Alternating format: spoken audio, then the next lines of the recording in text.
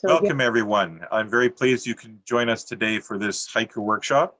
It's been a pleasure for me to witness all the activities that the Virgilio House has done over the years, and it's wonderful to be part of the community, especially in these pandemic times with the food programs that are going on right now, and I'm happy to be part of that. There will be a food element to the workshop we have today. I'm coming to you live from Seattle, where the sun hasn't quite set yet. We had a cool, dryish day today, but it's been wet lately. I understand it's been raining a lot in Camden and around that area today. I don't know if you've had a chance to go outdoors yet today, but if so, I hope the fall colors have been nice there as they are here. So our agenda today is I have a PowerPoint show that we'll step through with some haiku that I'd like each of you to take turns reading. So once we start that, feel free to unmute and just read if you want to, and don't if you'd rather not. That's fine. Then I want us to talk about the poems, and we'll develop some thoughts on haiku targets. And I'll be asking some questions about some of the poems as we go along. And I know a couple of you may have more experience than others at haiku, so use your judgment and perhaps let those who may be less experienced to perhaps let them answer the questions as we go along. But if we have an awkward silence for too long, feel free to pipe up, and we'll work our way through this. The goal here is to learn more about haiku, to enjoy haiku as a way to express ourselves, to capture the moments of everyday experience, and ultimately to share haiku. In fact, if any of you want a single book to read about haiku, I recommend William Higginson's The Haiku Handbook. And the very first paragraph of that book says that the purpose of haiku is to share them. And that's really that's the bug I want you to catch, is to enjoy writing and sharing haiku. And then when you share the poem, you're momentarily vulnerable because you're saying this matters to me and I hope it matters to you. And yet when somebody says, oh, I like that one, you sort of give the poem a blessing and validation, and you have this, your vulnerability is validated, and you share that vulnerability, I think. And even if a poem isn't quite vulnerable, there's still an act of communication with the act of sharing it, whether you're emailing it to somebody, publishing it in a journal or a book, or posting it on social media. However you're sharing something, it is that sharing that I think is vital to the haiku art. And when you share, you want to be clear, and there are also techniques that have been established for writing haiku well, and we're going to explore those and just talk about various aspects of haiku. So with that in mind, I will start with my PowerPoint. Can you see it? we can. Yes. Okay, we're going to learn about haiku targets here. Has anybody seen this T-shirt? All the time. Yeah, I've seen that. I've seen that haiku. And yes, it's a funny one. Some people think that this is an anonymous thing. It's apparently actually by Rolf Nelson in Texas. And it's, I don't know, 15, 20 years old. Is this a haiku? What do you think? No. What do the rest of you think? No. Why? Why or why not?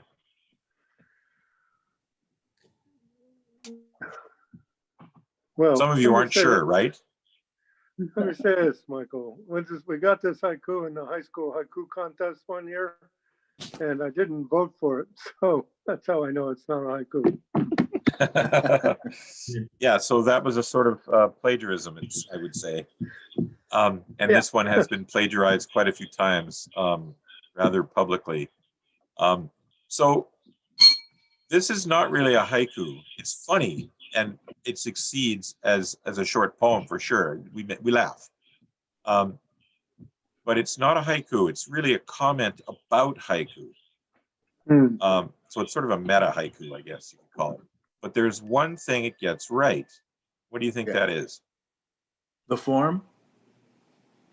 Okay, explain what you mean. The way that it's written in a traditional haiku form. And what form is that? So the 5-7-5. Okay. That's actually not what I was trying to point out. And we'll talk more about form later. Something else that's actually much more important that it gets right about haiku. It has two parts. Oh, sorry. Go ahead. No, I just said that it has two parts. Okay, so yes, that's sort of what makes this poem work, is that you have the phrase haikus are easy, but sometimes they don't make sense. And then you have this leap, and it's that leap that I'll call the refrigerator effect that this poem gets right. It shifts from one part to another. And it's this structure that is, I would say, the most important thing about haiku. And in this case, the surprise of the last line is humorous. And in haiku, the effect of this refrigerator effect doesn't have to be humorous, but it still has to be maybe surprising, or it might make you think, or it creates a mystery. What does this have to do with that? But as you enter into the poem and think about what the two parts have to do with each other, it can actually begin to work. But I will say in passing that the form here is what a lot of us were taught, but not necessarily so. We'll dive into that later. So here's what I want to cover, and we may not get to all this. We may run out of time. What's a haiku? Key haiku targets, where it came from, a bit of the history of haiku. We'll try a writing exercise, and I want that to be food focused. And as time allows, we can share and discuss what you write. And we'll probably run out of time and not get to the things at the end, other related haiku arts like haiga and senyu and kanga and haibun and stuff. And we probably, the advice to remember will just be a repeat of what we've already been talking about. And how to become a haiku addict is just connecting with the community, and we'll see if we can get to that.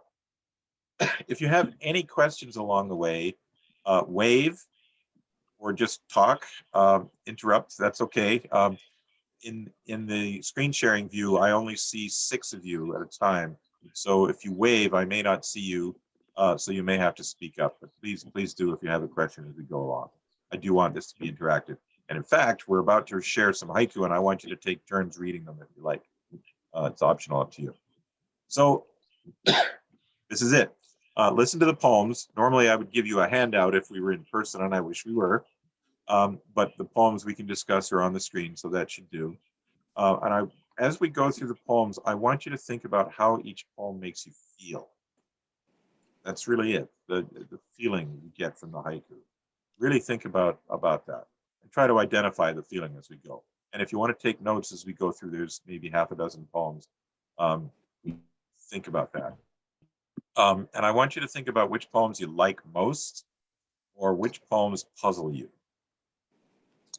And then share the thoughts at the end. Well, as we go and at the end, I'd like you to share your thoughts on what you think are some of the strongest characteristics of these particular poems.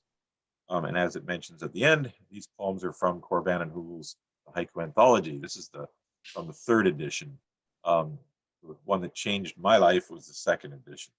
And I was pleased to be part of the 3rd edition. And I can't believe that book is already 21 years old now. Time flies. Okay, so here's the first poem. If somebody would like to read this aloud.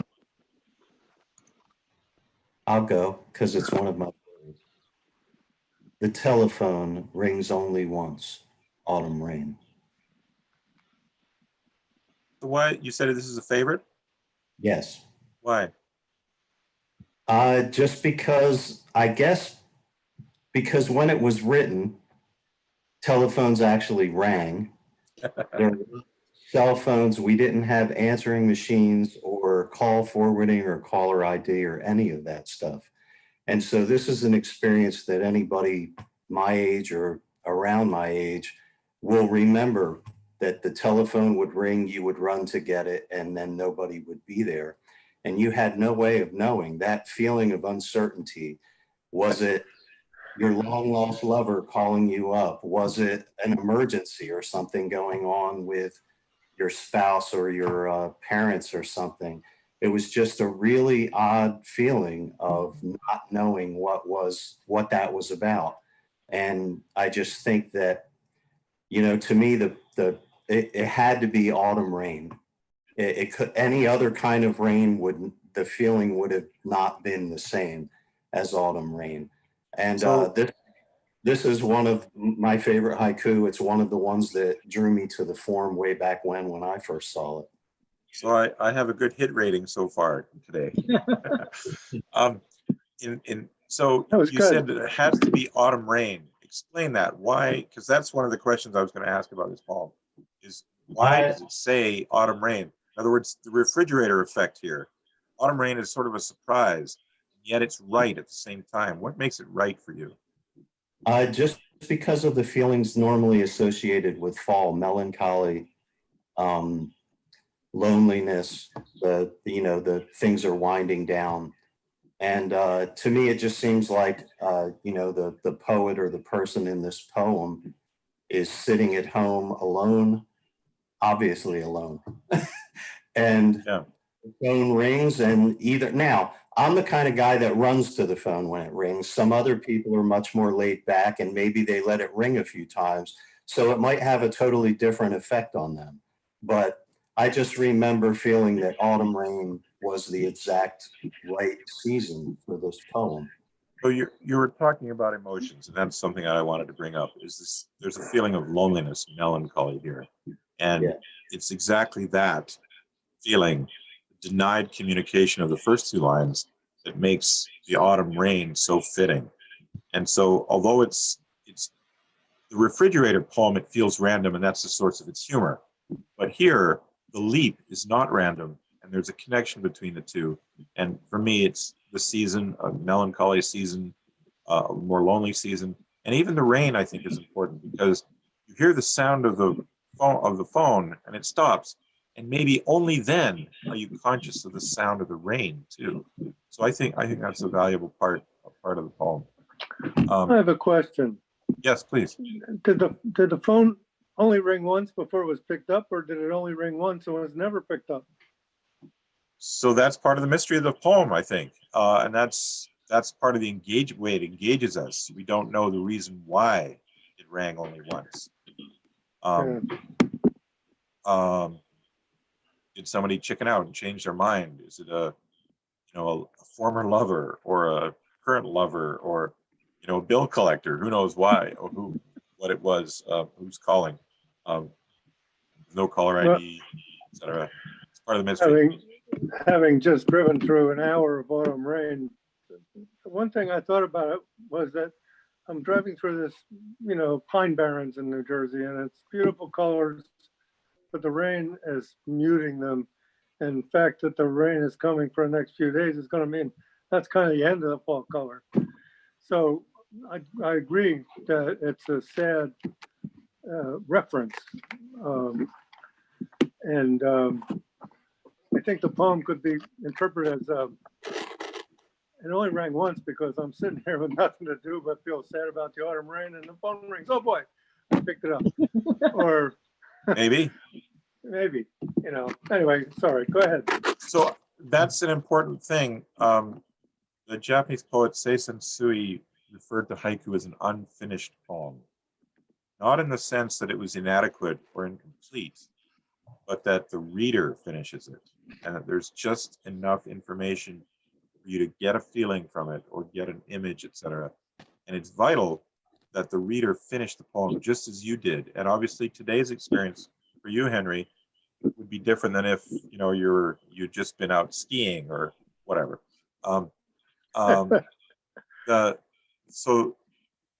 What you bring to the poem is an important part of it. The reader finishes the poem, and that's why it's sometimes called an unfinished poem. Let's move on to another poem here. Somebody else would like to read this? Old retriever. He opens one eye at the tossed stick. That was So Gary let me Gibbs. ask a question. How does this make any of you feel, especially those who haven't spoken up yet? How do you feel when you read this?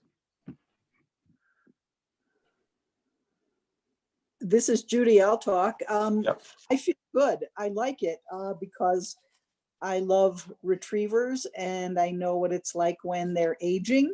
And so it has kind of a, I don't know, a little bit of a, a warm, appreciative feeling. I like it. Okay, anyone else? I think it has like a sleepy, sweet feeling, and it kind of makes me think of this old dog, like lying in the sun, happy to be outside, but just not getting up, doing anything because he's so relaxed, and it's just like a warm, fuzzy kind of nice feeling. It's content, I think. One thing that I particularly like about the poem is this is an old retriever, and he's been there and done that. He's chased lots of sticks. He doesn't need to do it anymore, but he still notices. Yeah. His retrieverness is still there. He opens one eye. He still is aware of the tossed stick and makes a choice not to chase after it. But he cannot help but still notice it. And that's the detail I love about the poem. It also, as we all get older, we can all relate to this more and more, I think, of not having to prove ourselves over and over again, like maybe the young puppy has to. Nice. I like the poem. I like the poem because it shows a concrete image without telling the reader how to interpret it. Exactly. And that's part of the unfinishedness I mentioned. Yeah, it's just the facts that are presented, an objective sensory image. And we can feel what we want in reaction to it. And in this case, the refrigerator effect is reversed. The refrigerator line comes first. And that's okay with haiku. I see. Yeah. So let's move on. Yeah, go ahead. Okay. I just thought that the relationship here is the most obvious thing about this poem. That the person who tosses the stick has been with this dog for quite some time, and the dog is continuing to play toss the stick, but just with one eye. So you see an old owner as well as the old dog, right? Yeah. I do. I mean, somebody had to toss the stick. Yep. And all right. I didn't see an old owner necessarily, but I had a slightly different reading, which was more of a personification of the dog. It just came into my mind. Are you kidding me? Like the one eye effect. So yeah, I had a humorous kind of response to begin with. I like the other readings too, but that's where I went. Yeah, nice. I like that. I love how we can bring our own takes on all the poems. Let me move on to the next poem. Somebody wants to read this. A bitter morning. Sparrows sitting together without any necks. James Hackett. A bitter morning. Sparrows sitting together without any necks. So some asides about this poem and the poet is he died a few years ago, but he used to live in the town of Haiku on Maui, where W.S. Merwin also lived. In Hawaiian language, it's not the same meaning as haiku as a poem, but that's the town where he lived. And he also used to live just near me in California before he moved to Hawaii, and I visited him several times. This poem also won grand prize in the 1964 Japan Airlines International Haiku Contest, and it won the author a trip to Japan, which is a pretty good pay rate per word, I'd say. And it won out of 41,000 entries. So, and I would also say it's probably the most famous haiku in English in Japan. So with that aside, how does this poem make you feel? What do you see? How do you feel when you read it? Cold. I feel like I feel like a very like a very brisk winter morning with a very bare tree and these sparrows huddling together for warmth and tucking their heads in for warmth. And I feel like I'm looking out the window at this and like pulling a sweater around me because it's just cold. Yep. Yeah. Any other thoughts about it? Burr, it makes me feel cold. This Yeah, is Mary. Go ahead, Mary. It made me smile because I see sparrows quite a bit. And you're right, they don't have necks a lot of the time when they're sitting. But it was You a can see them different hunched. perspective. Go ahead. You can see them all hunched up like this. Yes. And another detail is not just the hunching, but it's plural sparrows. They're doing this together. So even the togetherness is an attempt to be warm, which to me makes it a communal sort of poem, not just it's not just one sparrow doing this. And it makes the morning feel even more bitterly cold. And there's also empathy here too, an unspoken empathy, or at least that's what I read into the poem. That surely the poet feels, is worried about these sparrows. Will they survive the cold? Maybe there's confidence that they will, but there is at least some, for me, an empathy for the sparrows. And I think that's part of what goes on in a lot of haiku is empathy. And in fact, I would say empathy is one of the most important characteristics for writing haiku and for reading it. When you encounter a poem that you might not have experienced, you can still empathize with it sometimes, depending on the emotion. And that I found with reading and writing haiku over many years, that it's made me more empathetic. And I try to put myself in the shoes of the author and don't always expect the poem to come to me. I expect that sometimes I have to go to the poem. Any other thoughts on this poem? Just with me that it's not exactly empathy, but humans do the same thing. I mean, I know the older I get, the more the cold affects me. I love wintertime. I love walking in the snow. I'm fortunate to live in the country, but I definitely catch myself on cold mornings with my head sucked down into my shoulders. Yeah. It's not sparrows that do that, and that's one of the things I like about this poem too. Yeah, I agree.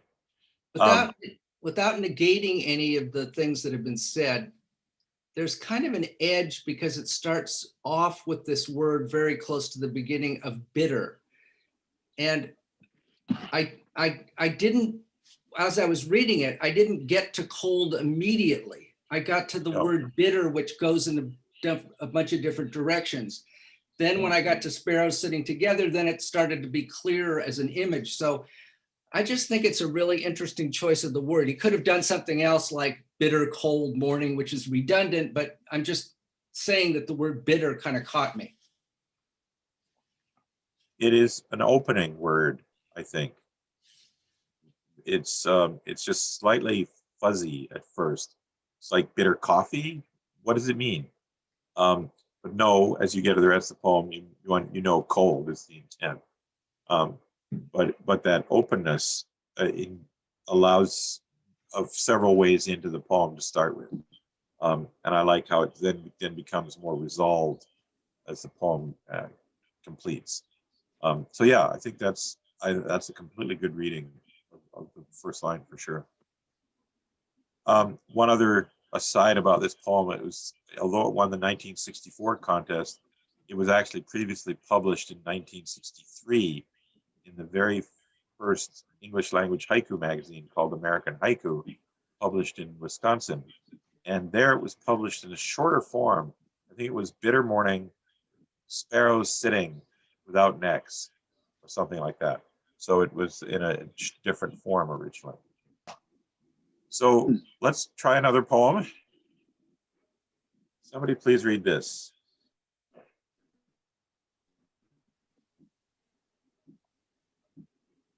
This is Judy, I'll read it. Okay. Broken bowl, the pieces still rocking. So how do you Broken. feel when you read this, Judy? How do you feel? Like a little bit puzzled, but it feels like timely, like something just broke. Okay. So it's got a moment happening in it. It's a very sharp moment. Okay, what puzzles you about the poem? Oh, maybe because it's so short. Some of the others gave us a little more of the image. I mean, Broken Bowl is a bit of an image, but it's also a bit of a concept. We don't see the pieces in the same kind of way. And the rocking, the word rocking, seems a little different than I think of it. When something breaks, I think of shattered. So yeah, it's something I'd want to sit with because it isn't real clear to me anyway. So did anybody else want to react to that or how this poem strikes you the same or differently? Anyone else? I will say something about this because I know Penny, but there could be some double entendre with this broken bowl. And I mean, it's sort of kind of like we really get old. Like take us, for example, remember rock and roll? Well, we still rock sometimes. So in that sense, the pieces of the broken bowl still trying to get your attention is happening, even though it's past its prime suddenly. And that to me is the beauty of the poem, is that whatever kind of bowl this is, a cereal bowl, an antique bowl, an heirloom, who knows? Whether it's cheap or expensive, who knows? But it's maybe considered valuable or important to the poet, or they wouldn't notice it, I don't think, or care. But they do notice that these broken pieces are still rocking, and they're going. It just broke. Here are these rocking pieces, and they're going to stop rocking in just a second or two. But for that one last moment, they're giving a kind of beauty, their last ounce of beauty to the observer. Or at least that's the way I like to see it. And the poet notices this last breath of life, if you want to call it that, before it's swept away and thrown in the trash. It's a very slight poem, very short poem, so it doesn't give you a whole lot else to hang on to. That to me is where I go with it. And you could also ask, what is the refrigerator effect here? Well, grammatically, you have broken bowl as one independent part, and then the piece is still rocking as a separate grammatical phrase. So you do have the two parts grammatically. The pieces, of course, refers again to the broken bowl. And not all poems will do that. They'll shift more dramatically with the two parts. But you do have a little bit of that refrigerator effect with this poem, I think.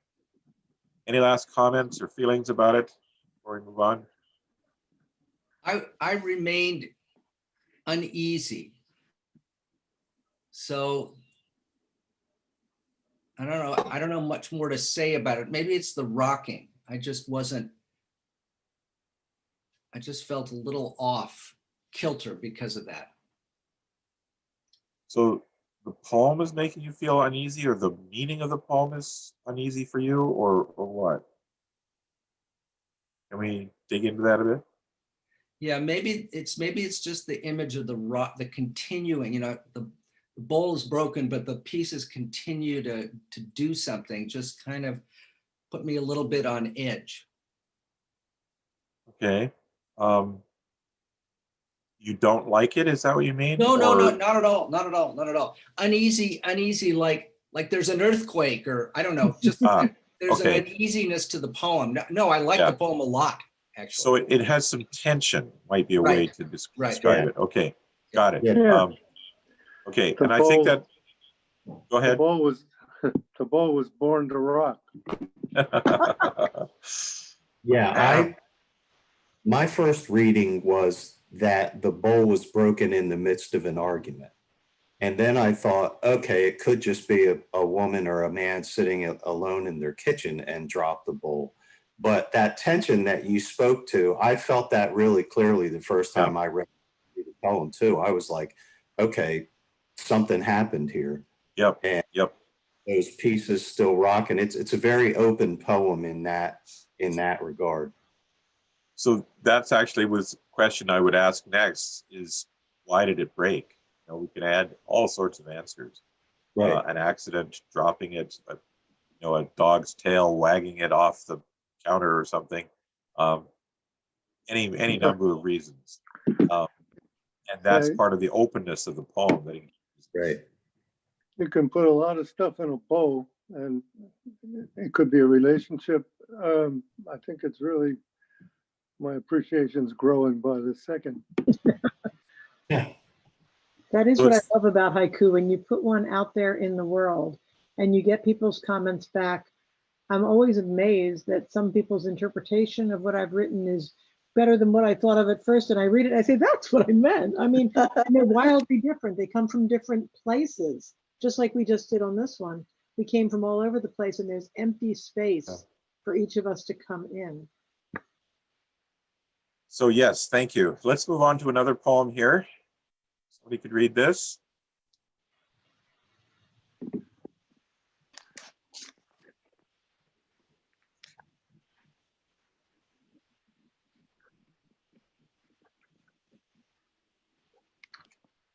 Okay. Distant thunder, the dog's toenails click against the linoleum. Gary Hotham. Distant When- thunder, the dog's toenails click against the linoleum. When I teach this in schools, some kid always raises a hand and says, "What's linoleum?" And if you don't know, I mean, it's a fair question. This hard, it's sort of plasticky flooring. So how does this make any of you feel? Nervous. Okay. Nervous for you or for the dog? Both. When I've been in a house with a pacing dog, there's nothing that conveys urgency more. That dog either needs a hug or a walk or a something. But when they get anxious, they telegraph their anxiety in all directions. So, and the thunder adds to that, and I just feel it instead of thinking it. Yeah. Other feelings from anyone?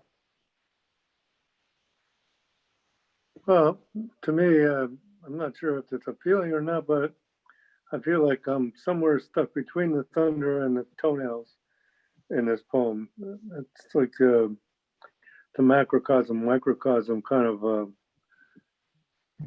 setup. Yeah, I think there's a big and small, and that's sometimes part of the contrast that goes on between the two parts. Exactly. A detail that I especially like in this poem is this is distant thunder, and it could be the dog hears it better than we do. And to me, that the dog is nervous about the thunder. We all know dogs hate thunder and fireworks and so on. But in this case, they're already anxious about even distant thunder, which for me helps me feel more empathetic toward the dog and its stress over this. That even a distant thunder causes this anxiety. And of course, there's a sound going on in the poem, not just the thunder, but the clicking of the toenails. And I love the sound of the word linoleum too. And you can really imagine that those clicking toenails on that flooring there. Yeah, so lots going on in this poem, and it's another dog poem. I think we've had one or two already. Any other quick thoughts before we move on? Okay, here's another one. I'll read this one. Passport check. My shadow waits Across the Border by George Swede. How do you feel on hearing this?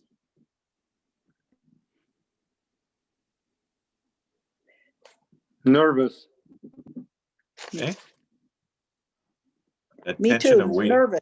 Yeah, that feeling of nervousness, like, uh-oh, what's going to happen? That kind of stress that we go through at borders or through security. Yeah, that nervous, stressed feeling.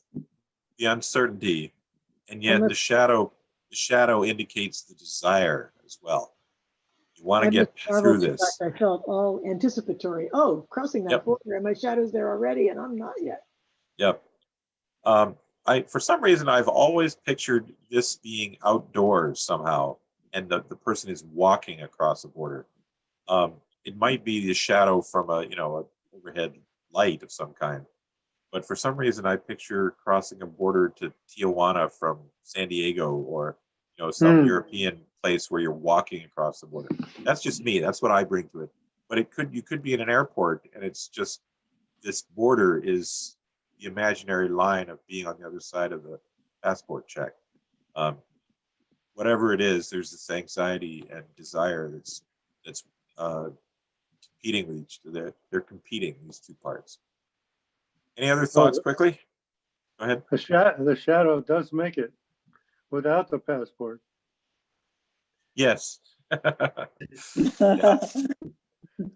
Shadow is there. Okay, moving on here. Somebody please read this.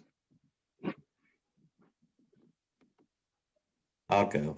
Summer afternoon, the coolness of the newspaper from the grocery bag. Summer afternoon, the coolness of the newspaper from the grocery bag. Cor Vanden Heuvel. Thank you. So, anyone, why do you think the newspaper is cool? The grocery store was air conditioned. Okay. Any other reasons? That it's wrapped in plastic. Okay. Could be. Maybe there were cold groceries. Maybe there was ice cream and things that made it cold in the bag. That's where I go. That the newspaper, which normally isn't cool, or you don't normally think of it as having a temperature, must have been next to something cold.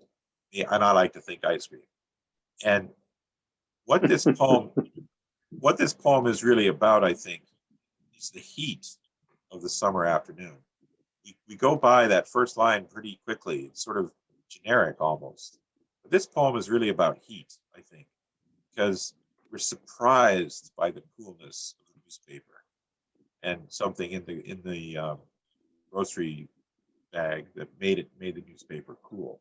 And so this is an awareness of temperature here, and a sense of touch as well. Does this poem have as strong a feeling for you as some of the other poems, or not? It does for me, but because I like Cor, maybe. I don't know. I can sort of hear him say this poem. I don't know. So you're at an advantage there. Carla, you were shaking your head. It brings to mind some feelings, but it's sort of like a very lazy, laid back, hot summer afternoon. Just ran to the grocery store for a bag of groceries. Nobody else is around, and you're unpacking it, and that's what you noticed. And then maybe you're going to sit down and read the newspaper afterwards. But it seems like, to my mind, it's just very, very kind of a relaxed, lazy, late summer, hot afternoon. Perhaps a more subtle feeling. Very. Yeah. What I really like about this, I think, is that haiku is often about the tiniest observation that normally would slip by in your busy life, but when you really see it, you really see it. Yeah. Yeah. For me, a haiku helps you notice what you forget to notice. Exactly that. You notice the uncommon in the common. Yeah. It just makes you pay attention more. And it means being present. Yeah, it means being present and not preoccupied. It means being all the way there. Yeah, it's also the kind of thing that, like you were saying, just slips right by, most people and most of us during the day, but those little moments where you just notice something like that. Yeah. If everything matters, if anything matters. That's good. So you know this, but you forgot you knew. And the poem reminds you. Mhm. yeah. Mm-hmm. Okay, let's probably need to pick up the pace here. I'll read this one. Spring breeze, the pull of her hand as we near the pet store. I'll ask you a question, especially of those of you who've never seen this poem before. How old is the her in this poem? Give you a picture. Picture a 6-year-old. Say it again. But I picture a 6-year-old, and it's Okay. probably just because I have one. Okay. I What about the think rest it's of you? a father and daughter. Okay. She wants a pet. Dad knows who's going to be taking care of it. I don't know.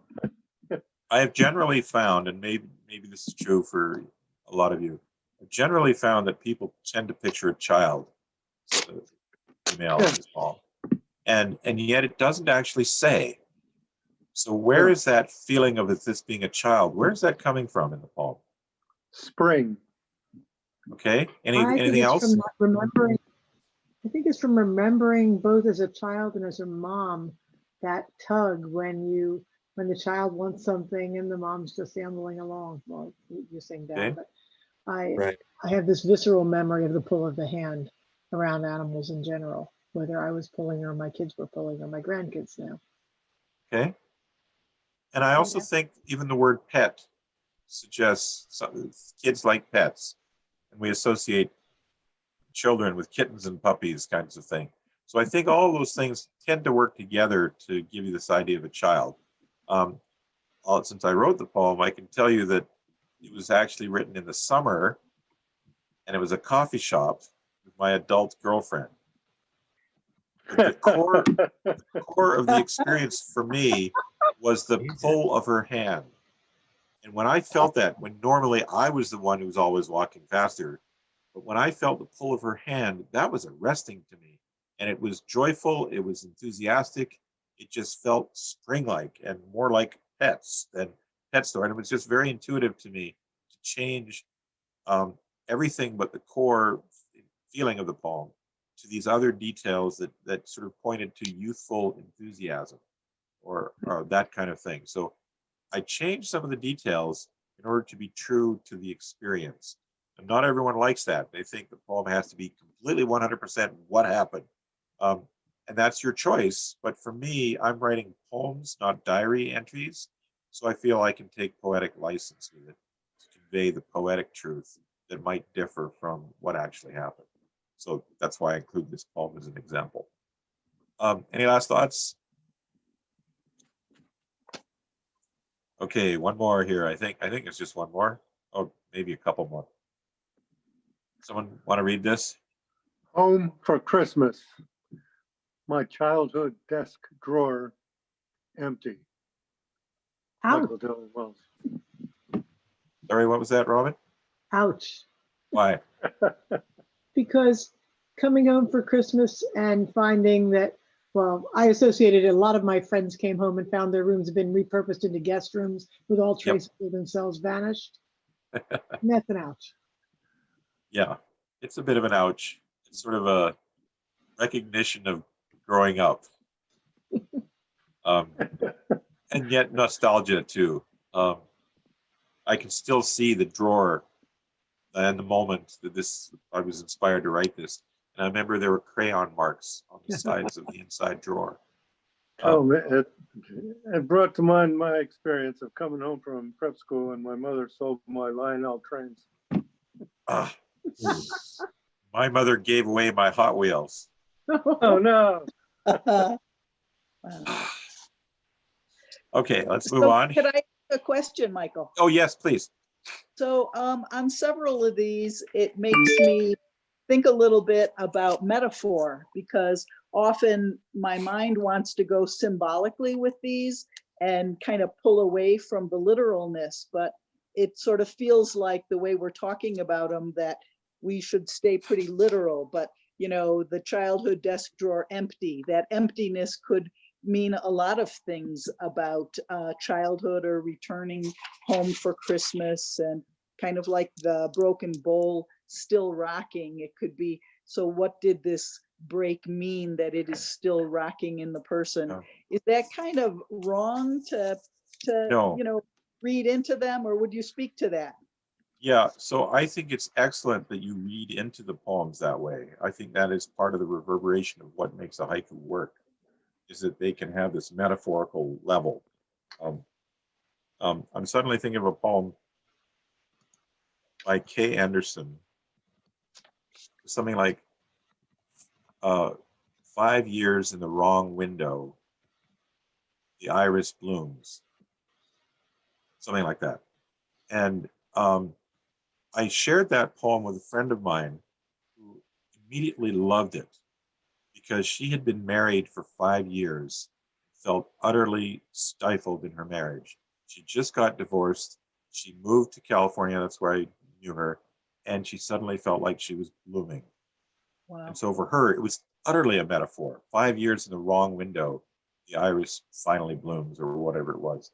And those kinds of applications of a poem to our lives or to things we know that are in other people's lives are absolutely part of the reverberations of poems. And you want to be careful not to try too hard to write that into it. But if you trust the image on the objective level, it will gain those metaphorical extra levels on its own sometimes. And if it doesn't, that still can be okay. But when it does, why not? You know, that's fine. I would just note though, that the overt metaphor within the poem tends to explain the poet's intent and meaning. Like, this is what I think of what I just described. So I'm going to throw a metaphor in this, tell you some kind of meaning. And it tends to push the reader away. So it's better if the metaphor happens outside the poem, just as you were saying, Judy, that you add this to it. That kind of metaphor is absolutely great in a haiku. When it occurs extrinsically to the poem, rather than an overt metaphor used within the poem. And same with simile. They can be used in haiku. There isn't really a rule against them, but you have to be pretty careful with it. Great, thank you. Thank you. All right, one more here. Whoops. Hold on here. Yeah. I did have this one here.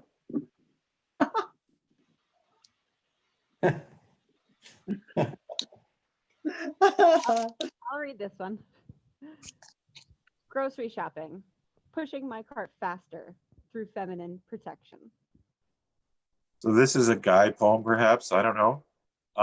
This is an example of what I would say this is an example of what's called a senryu, S-E-N-R-Y-U, which is like haiku, but tends to have a victim or make fun of something or someone, often oneself. Tends to be more about human nature. There are other differences between haiku and senryu, and there's a lot of willingness and disagreement about it. And to some degree, the distinction doesn't matter a whole lot. But if you think of it as a continuum where it's kind of uncertain in the middle, whether it's a haiku or a senryu, that's really all you need to know. Haiku tend to be more serious, but not always. Senryu tend to be more humorous, but not always. There's sometimes very satirical, biting, and dark senryu that are not funny at all, but they tend to victimize something or make fun of a foible or something like that. So I just mentioned this as in passing, as it's a variety of haiku that you can write. All right, now we'll get to this. We've sort of already been talking in detail about a lot of these poems. But just quickly, if anyone wants to speak up, which poem did you like the best, or which was puzzling to you?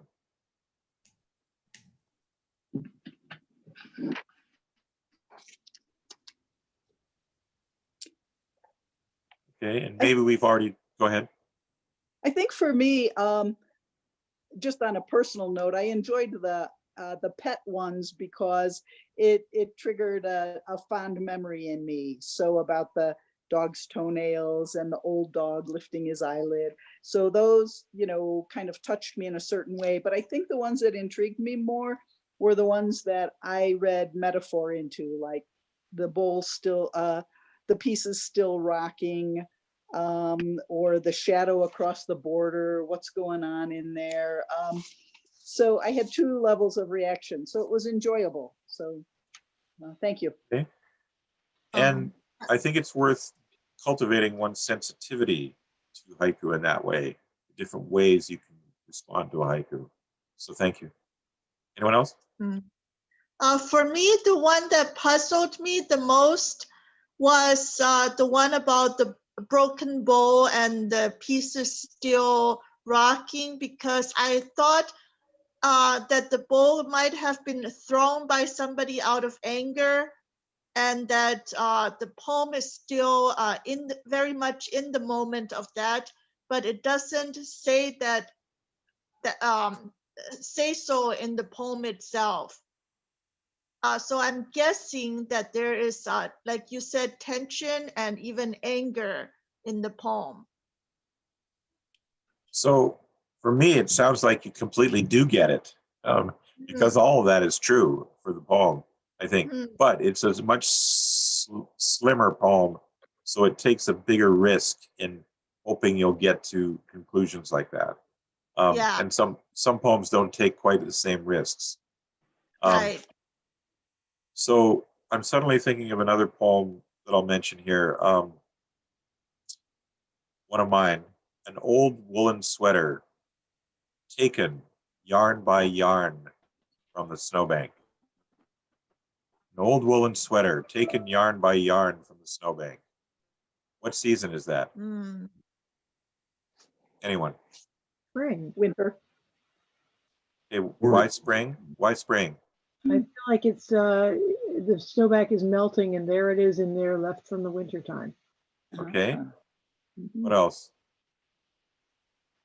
Other thoughts? I don't know why I think it's fine. Why is the old woolen sweater being taken yarn by yarn?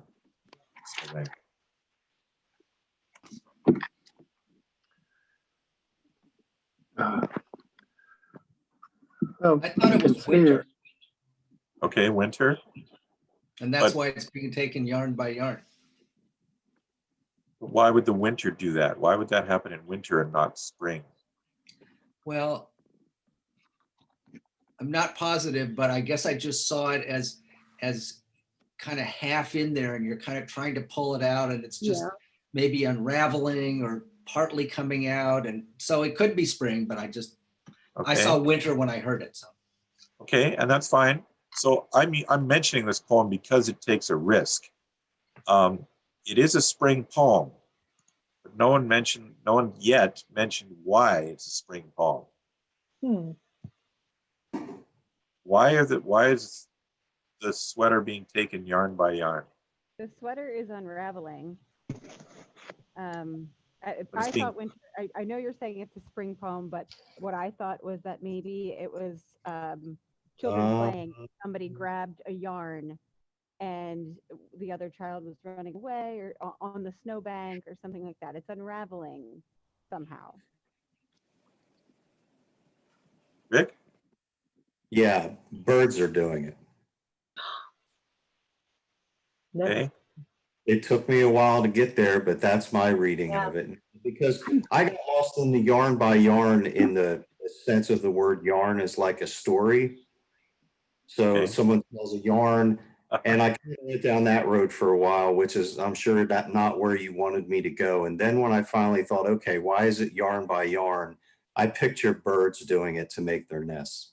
So that's exactly my point. And I noticed when Rick, when you said that, at least one other person went, ah, I don't know who did that, but that's the refrigerator effect. And I get there, if I get there, by taking a risk, by deliberately leaving something out of the poem, so that you can figure it out. And once you get there, I'm hoping, and you might not get there, and then that's, maybe my fault, but when you get there, there is this sort of moment of, that's what's being talked about here. That's what's left out of the poem. And as I say sometimes, in a haiku, sometimes you have to take out the most important thing so that it can be implied. In this case, I took out the bird and nest. And I was gratified when William Higginson produced his Haiku World collection of season words and example poems. He used this poem under the heading of nest as a spring season word, even though the word is not actually even mentioned at all. But it's meant to be implied that this is what's happening. So that's why it's a spring poem, but it's completely natural and fine to wonder if it's winter, because I mentioned snow. And so I'm totally taking a risk with the poem, and it may not work for some people, but I like to think that when it does, and it does click, that's part of the joy of the poem. Yeah. And learning how to withhold something in the poem is part of the art of haiku. So now that, that go gets a ahead. little bit tricky for me. We prejudge many poems going off. We get 3,000 poems going to Haiku Society of America every year, and they want 300 to judge. And I hate to think that I miss some that are that extraordinary because I don't see the leap. You read and you do your best and you spend as much time as you can as you winnow the field. But we really stopped and thought about that for a while, and then there it was, aha. I'm certain I've missed some. I'm certain of it by reading them too quickly. So I completely understand. Yeah, the aha is really deep under. My connection has been broken a little, but I wanted to answer the question before the last question, which was the poem that did that for me was the Broken Bowl poem. I find it happens frequently when I go back to read something. Maybe the second or third time I see a whole different context, as it were.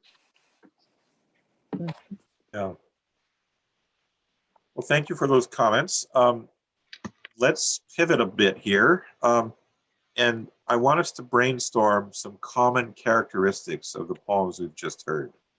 So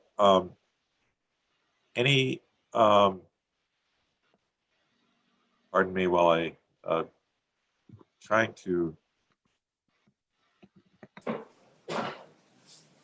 see the chat. I haven't seen it. I'm just catching up with chat now.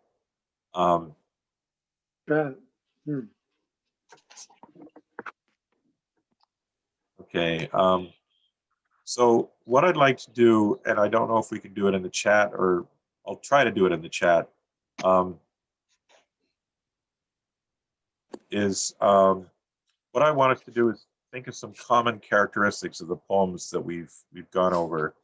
Try not to think necessarily of what you may have learned about haiku before, but what are some common characteristics of these poems?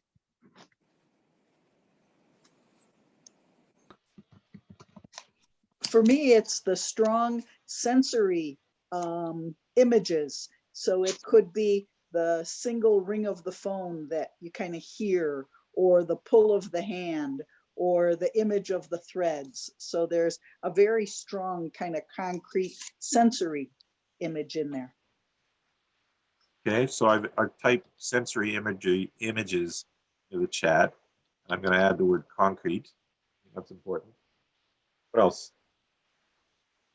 Other characteristics. Contrasts. Okay, I would say that relates to the two-part structure that we talked about before, which relates to the refrigerator effect idea, to give a poem two parts. So reaction to environment. There's two parts of that I think are worth unpacking. One is that you are, as the poet, you are part of some environment and you pay attention to it and you report it. but you have a reaction to it as well. I think that both of those things are valuable.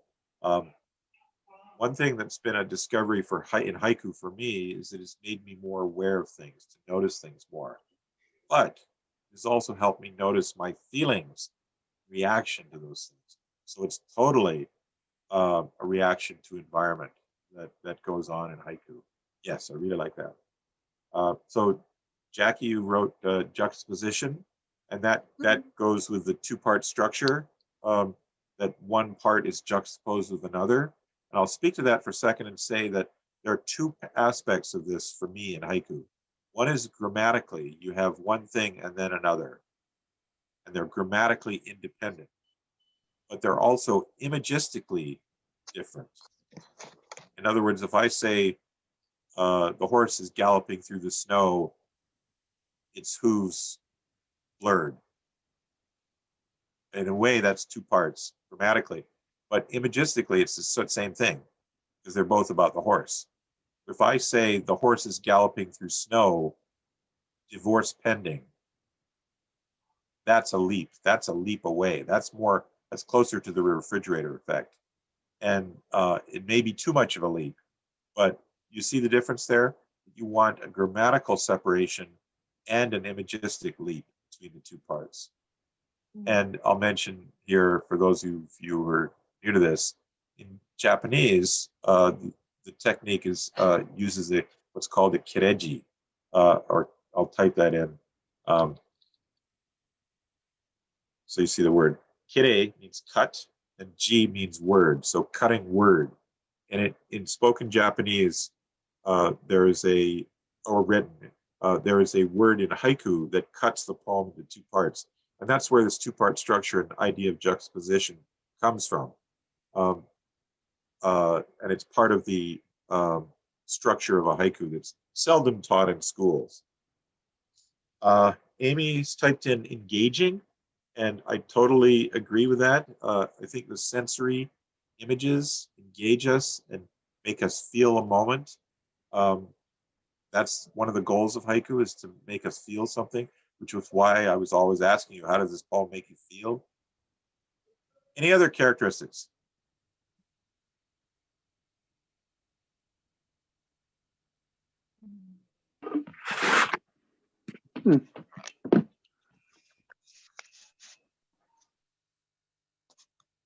There's a Latin phrase, multum in parvo, much in little. And Yes. Haiku is always so much in so little, more implied than present, but enough things really present that you're enjoying to create some more. Okay, and there's a compression that goes on in a haiku. And one of the sources of that compression is this two-part structure, is that it creates a tension or relationship of one thing with another and begs the question, what does this have to do with that? And in a momentary mystery, and that mystery engages you.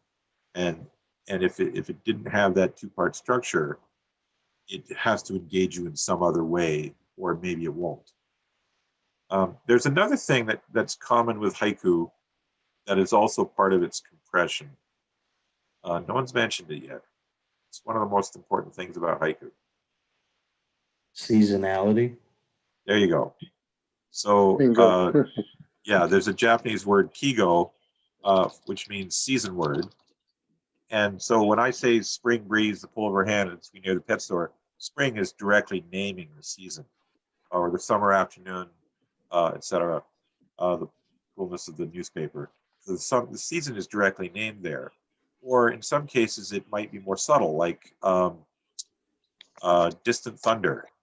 To me, I would associate that with Midwest thunderstorms. So I think of the summer, for me anyway.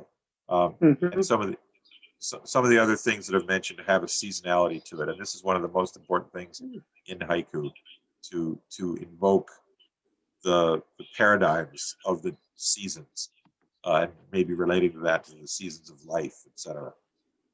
There was a comment?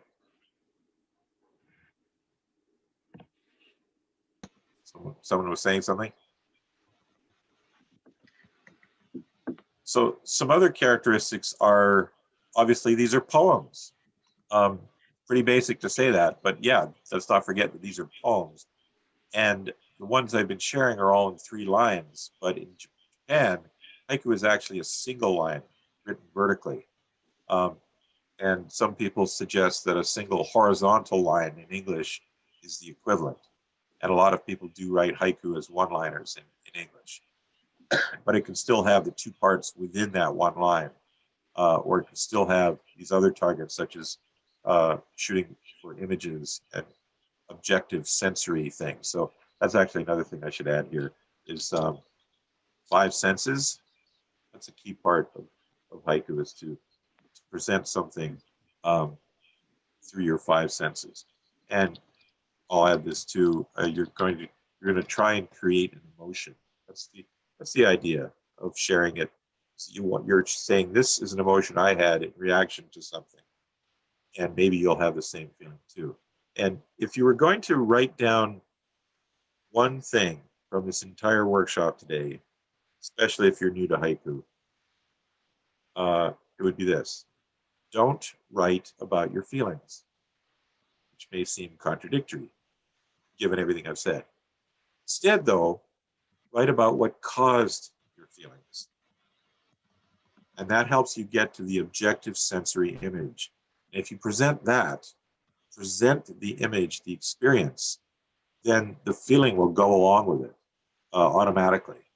And just to demonstrate this effect, just within a single word, think of the word chair. You can picture lots of chairs. But if I say easy chair, you have feelings that go with that. Or if I say electric chair, you have very different feelings that go with that. And haiku trusts those feelings, trusts the image to convey feeling. And I think it was T.S. Eliot who talked about what he called the objective correlative, that objects correlate to emotions. And the haiku just lives and breathes that the objects that you present as objective sensory images correlate to emotion, and it's the emotion you're trying to convey. Maybe that's too much theory. You're sharing your experiences, and you're hoping other people will share the feeling. That's really the bottom line for it. Any comments or questions or other thoughts? Other common characteristics or anything we haven't talked about? Do you think there's a season word in the pottery poem? No. I didn't think so, but I just wanted to know if I missed something. Nope. And in fact, I thank you for pointing that out, because it's an indoor poem, and not all poems are going to be seasonal. Or perhaps they'll be seasonal on a metaphorical level. Like, obviously, if something's broken and maybe it's autumnal or dying in winter or something like that, you might associate it with end of life, end of the year kind of thing. But there's no actual season in the poem. And so this actually is where the metaphor of haiku targets is important, is that we have many targets we can aim at, and I've just been typing them into the chat. The season word, the 2-part structure, the 5 senses, all these other things. Objectivity, for example. Sometimes you're going to hit those with a particular poem, and a particular poem may not hit every target. So the Broken Bowl poem does not hit the season word target. There's a poem by Jack Kane, been controversial for decades. An empty elevator opens, closes. Again? An empty elevator opens, closes. That's all there is to the poem. And it's mysterious. Why did it open? Who pressed the button? Where did they go? So it engages you in that way. There's no season word. It's an indoor poem. And you can be non-seasonal with indoor poems, but also non-seasonal with some outdoor poems on occasion, because you're hopefully choosing, to not hit the season word target, but instead you're hitting other targets. And for me, a poem becomes a haiku if it hits a predominance of targets, a preponderance of targets is a better way to put it. There are many possible targets, and if you hit enough of them, yeah, it's a haiku. If it's a 10-line poem, you've missed the 3-line, 1-line kind of general target. But even that is not necessarily the only way. It could be a two-liner or a four-liner, where you might scatter the words down the page or print them one per line, and it's a vertical line or something else, and it can still be a haiku. So there's many ways. It's sort of organic, many ways for something to be a haiku. But there's one thing we have not talked about, but we're really close to it at the moment.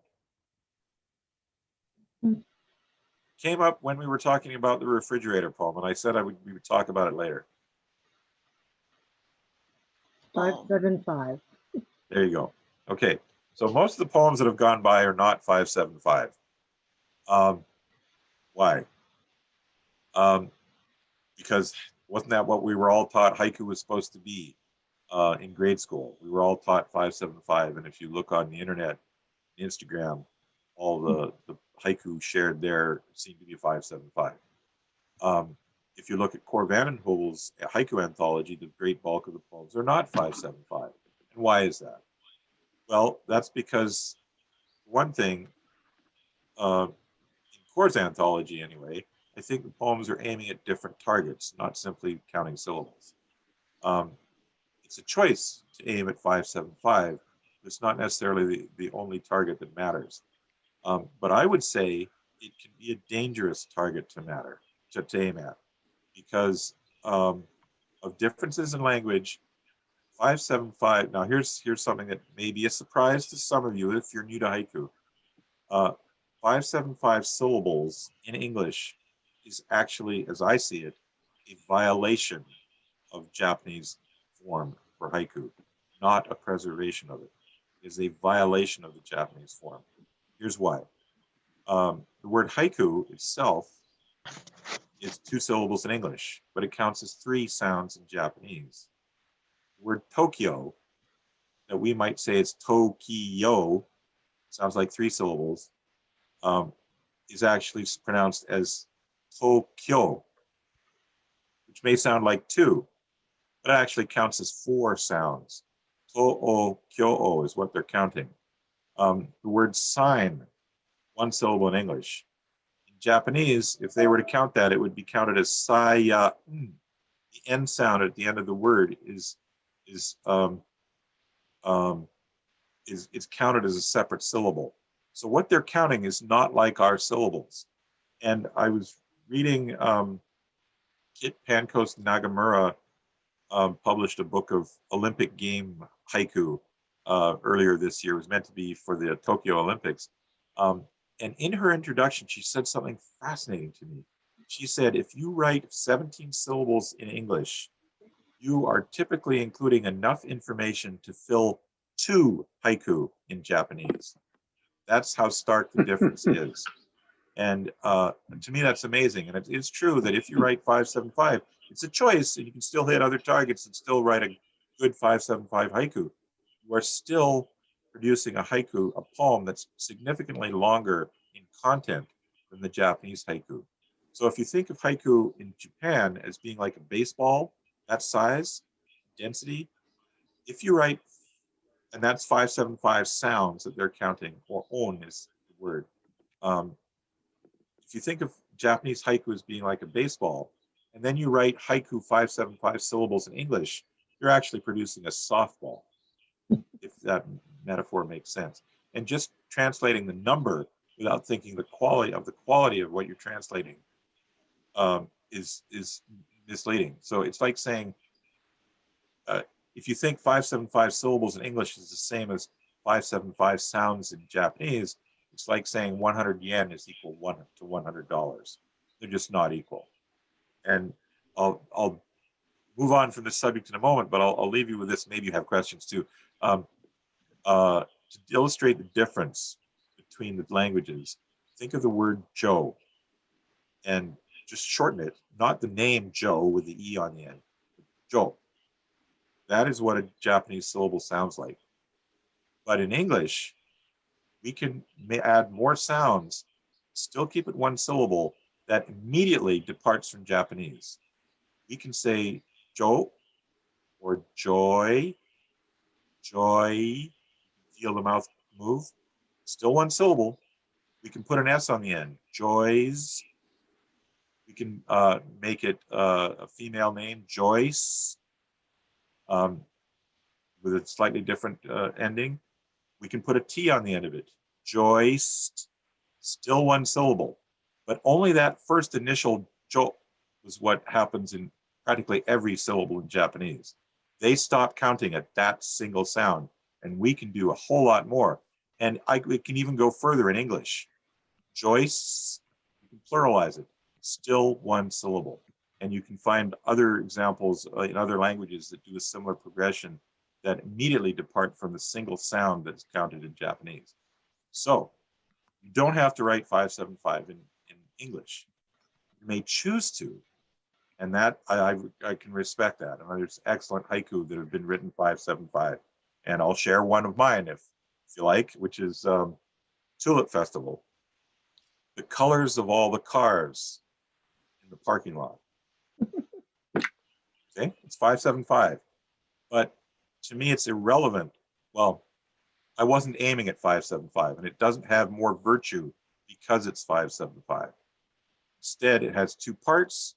It has a seasonal reference. It has clear sensory imagery. Hopefully, it gives you a feeling. The colors of the tulips made me aware of the colors of the car. That's the experience that I have. It also has the 3 times, and Japanese doesn't have articles. So immediately it becomes easier to translate because 3 of those words are not even considered when writing the Japanese translation, which helps it still fit, I think, in Japanese. But it's still a relatively long poem. Some years ago, University of Hawaii Press published Haiwa, which is a piece, Japanese. It was an anthology of peace-related haiku. They invited haiku from all over the world, and they translated all these mostly 575 haiku into Japanese. And they said in the introduction, without batting an eye, that they had to take out one of the lines of most of the poems to make them fit in Japanese. Which, to me, that's a radical revision of a poem, but they had to do it to make it fit. You don't always have to do it to make something fit. But I've seen some translations of some of my haiku where not everything is included because in English it's too long, even if it's 15 syllables. So this is my little soapbox about 575. But I will say that if you choose to write 575, just make sure you're hitting the other targets. Objectivity, 5 senses, the season word perhaps, or the cutting word, the 2-part structure, the refrigerator effect. Make sure you hit all those targets and don't just count syllables, because it's not the syllable counting that makes it a haiku. And in fact, when I talked about hitting a preponderance of targets for something to be a haiku, 575 is not for me among those targets that make something a haiku. But it is for some people. And for a lot of people, in the way I was taught and miswrote haiku for 12 years, that was the only target. I wasn't even given the luxury of being told it might be a nature poem. So there you go. That's my lecture on 575. Any questions before we move on? So, yeah, what word do you use for the Japanese? I've heard different things like breath sounds, and some Japanese words.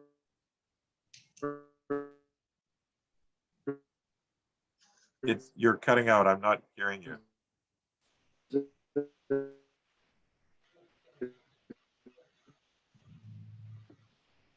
The internet cut out.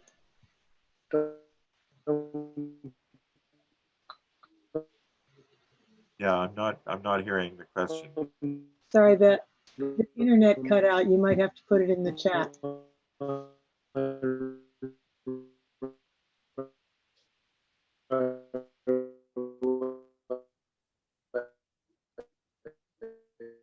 So I think we may have to move on here. Henry, I'm sorry we're not hearing you, but perhaps we can get back to your question.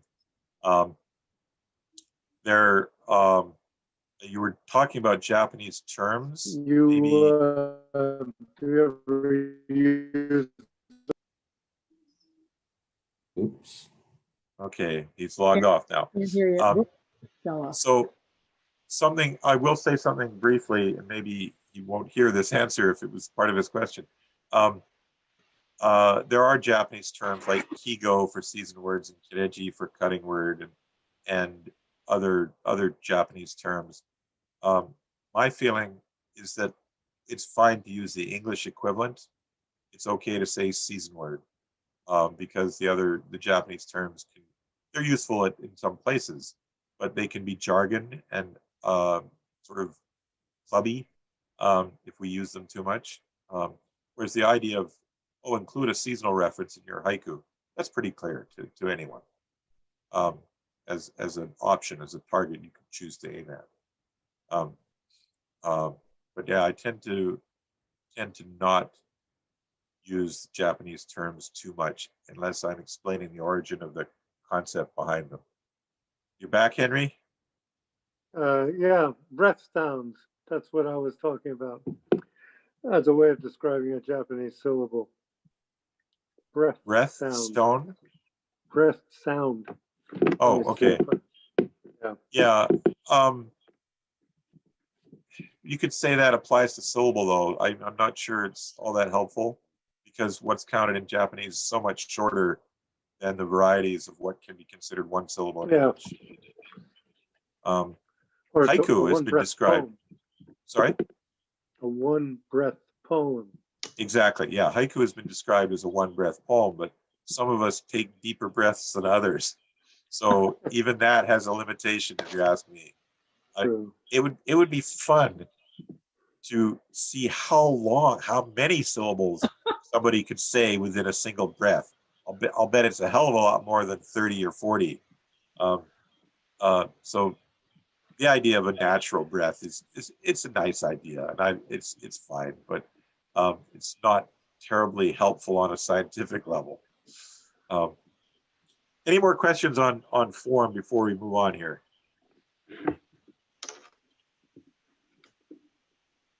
We've gone for 90 minutes already. Are we okay? I'm happy to keep going.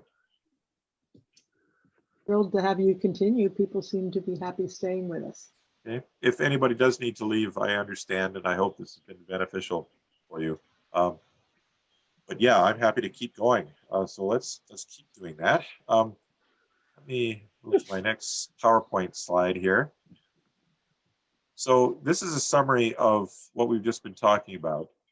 That haiku is a genre of brief poetry of which form is just one part. A lot of people refer to haiku as a form of poetry. Fine, it's not a big deal, but for me, I think genre is a better word, because it then puts the form that it could possibly take as a subset of the larger picture. It uses objective sensory imagery, 5 senses, 2 parts juxtapositional structure, benefits from a season word. I choose the word benefits carefully. I wouldn't say it requires a season word, but it benefits from a season word often. And it implies an emotion and is intuitive. So that to me, or at least to me, are the key haiku targets, not necessarily the only ones. One that's not mentioned here is allusion.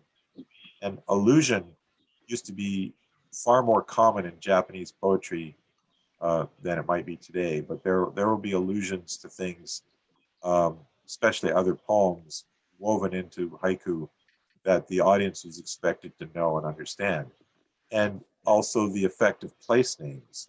And so if I say Matsushima, that may mean nothing to you. But in Japan, it's a reference to one of the most famous and most beautiful places called, I think it's called the Place of 1,000 Islands, Pine Islands. It's a very beautiful part of Japan, and it's been written about a lot. So any reference to Matsushima brings to mind famous poems that have been written over centuries about that place. And an equivalent in English would be Niagara. When you think of the power of the waterfall, the stories that have gone on there, the people trying to go over it with a barrel, or tightrope walkers trying to walk across it, and just the power and beauty of the falls on their own. That's the kind of effect that some of the place names that are used in Japanese haiku will have. And and they're straightforward. There's nothing unique or special about it. But if we say Rocky Mountains or Eiffel Tower or Statue of Liberty or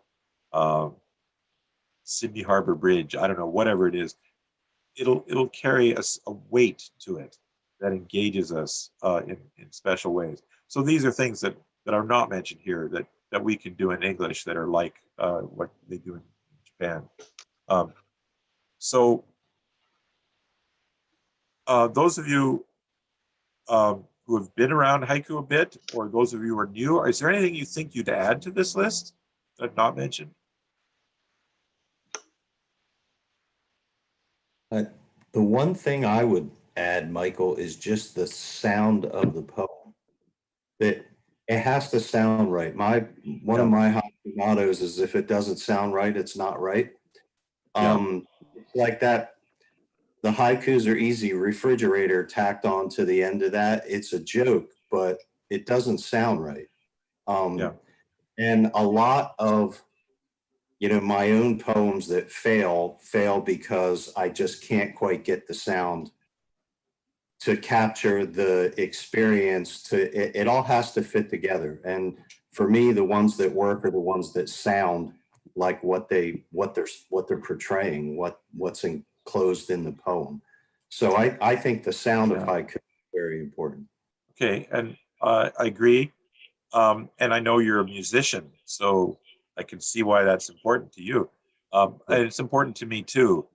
And some of the techniques that we use in poetry, like assonance and consonance or slant rhyme, rhyme can be too overpowering in a haiku when it's so short. It sort of points to the words instead of the feeling or the emotion or the image.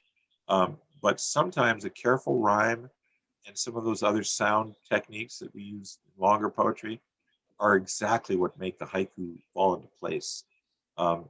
Just because it sounds right and it has a unity to it. So yeah, that's I think it's fair to say that that's a slightly more advanced technique, but it's really important. I agree.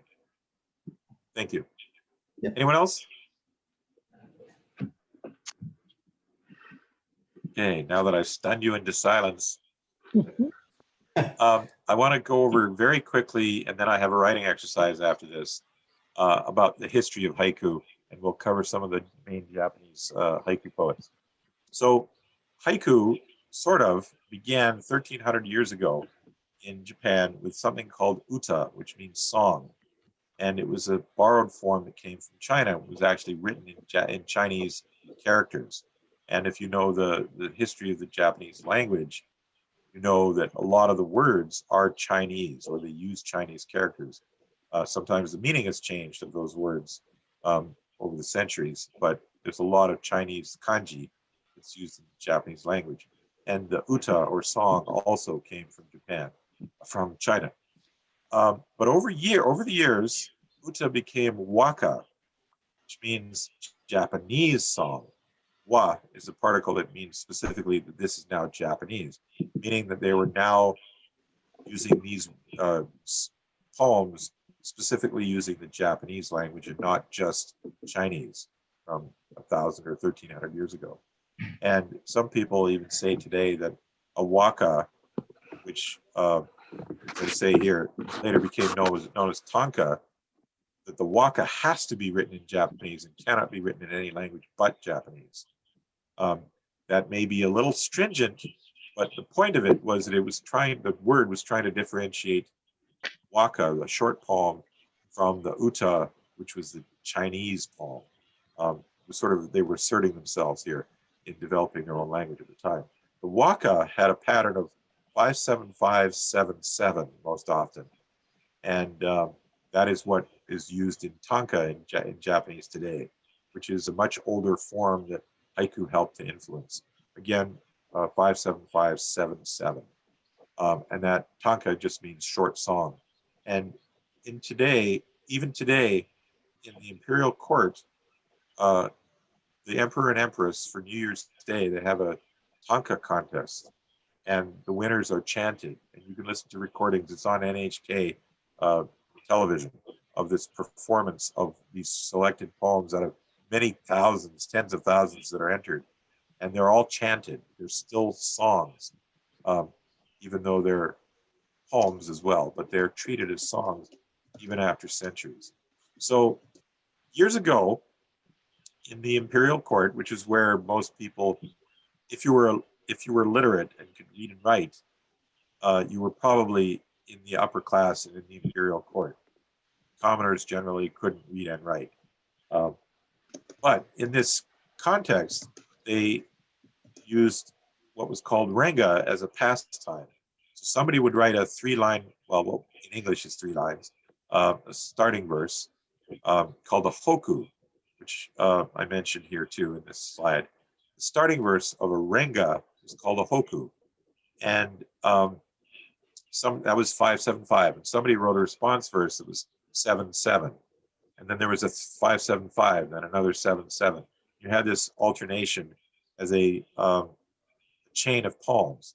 And there were particular rules, like you had to have a verb ending here, or a flower verse here, or a moon verse here, and so on. And certain tonal changes that you were allowed to use. It was very strict. And this is what they did before the internet for centuries. And it was very much a social activity, not a poetic activity. So it was considered social, not literature. And Stephen Carter has a book called Haiku Before Haiku, where he talks about all the poems that were written as renga over centuries.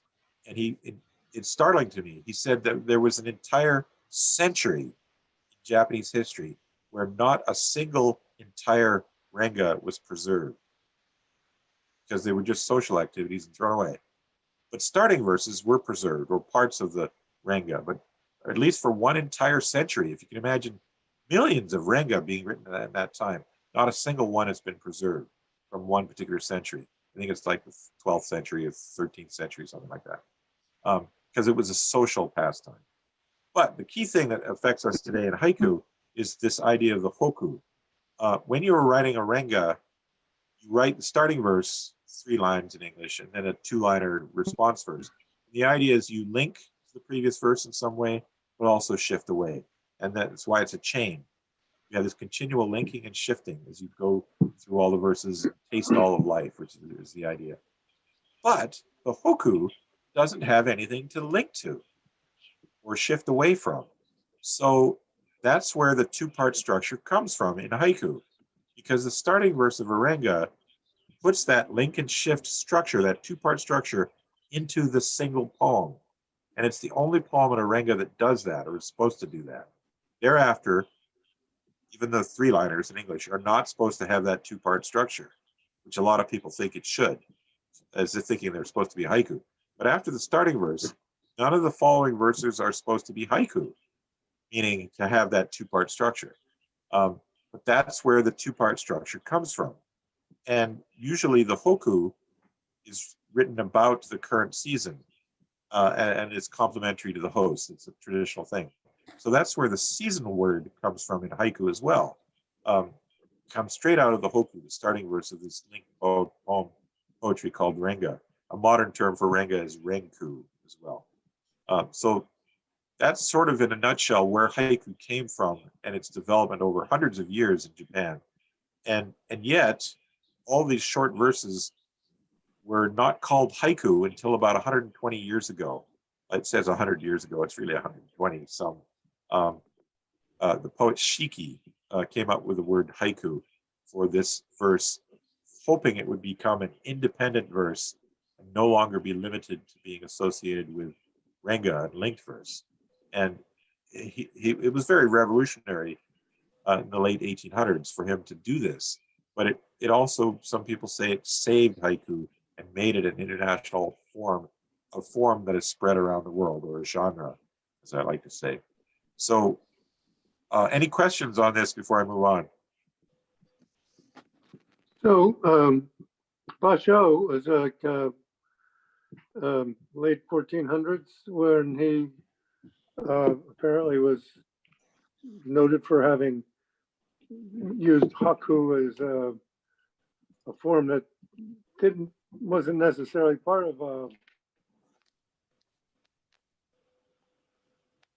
his verses were part of Renga, right, predominantly, or prose and haiku, which is a form called haibun, and his travel diaries Renga, use is that that true? format.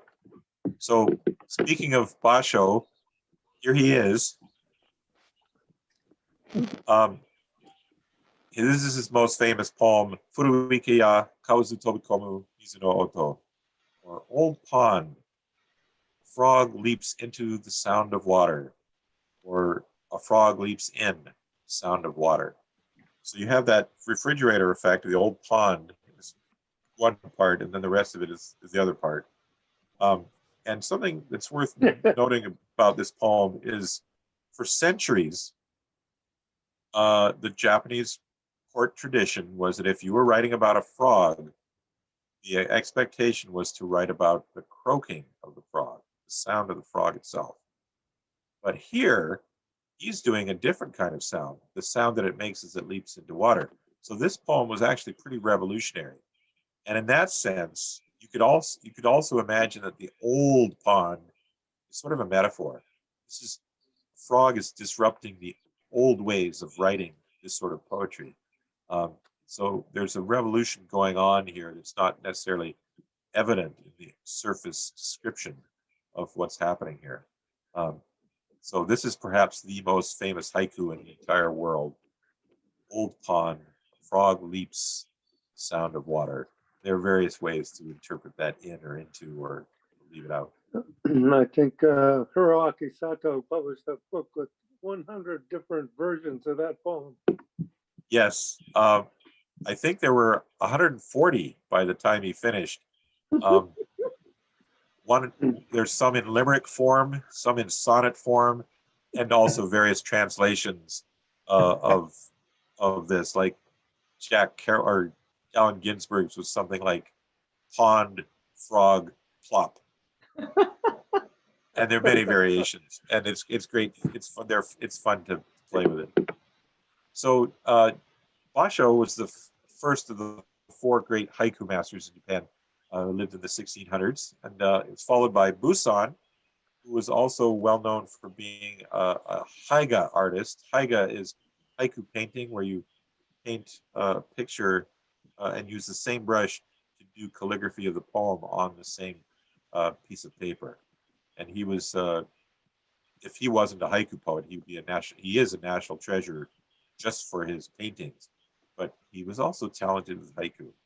And I love this poem, his evening breeze, water laps the legs, blue heron. It's a very quiet poem, but it's very subtle noticing and very painterly, I think. You can picture this very clearly. It's a beautiful, beautiful image. Issa was the next great master who lived in the 1700s to the 1800s. He had an extremely hard life. His mother died. He was kicked out of the house. He had a series of children die. His house burned down.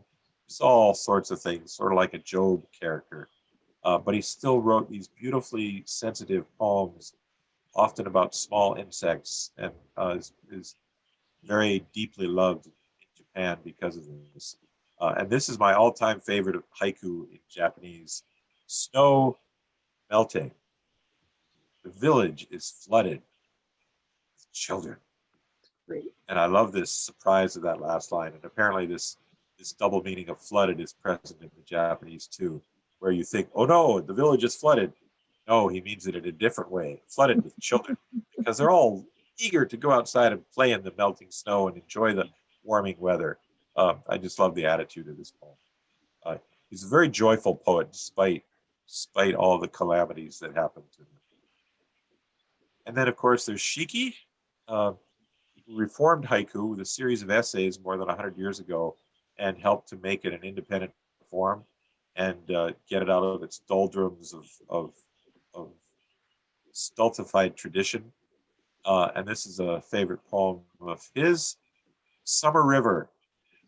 There's a bridge, but the horse goes through water. What's left out of this poem is how hot it must be. Even the horse prefer to go through the cooling water than over the bridge. So there's empathy going on here. Empathy for the horse and how hot it must be. And of course, that's the unstated thing in the poem. And it's nicely done. Shiki was also a fan of baseball and wrote the very first baseball haiku in the 1800s. And believe it or not, he's actually in the Baseball Hall of Fame in Japan because he loved baseball so much and helped to promote it, as well as haiku, even though he was not a baseball player himself. He died very young of tuberculosis. Core too. Say that again? Core Vandenhove, big baseball haiku fan. Yes, he has a book called Baseball Haiku from Norton that includes Shiki's baseball haiku at the start of the book and talks about that influence, and has many other haiku in English about baseball. It's a very seasonal game. Boys of summer. Almost any baseball term sort of serves as a season word. So although I say there's 4 haiku masters, there's actually a 5th. She doesn't get nearly the credit she deserves, Chioni. And I love this poem of hers, Morning Glory. Well bucket entangled, I ask for water. She appreciates the beauty of the asagao, the morning glory that she's holding in her hand in that picture. And it's, how they tangle themselves overnight or whenever. And she leaves it be and gets water elsewhere instead of at her usual well. And there's something very honoring of nature in that poem. And if it's hard to find, but Patricia Donegan has a book of Chioni's poems that I highly recommend. And this picture is actually the one that's on the cover of the book. So just quickly about the contemporary haiku in Japan.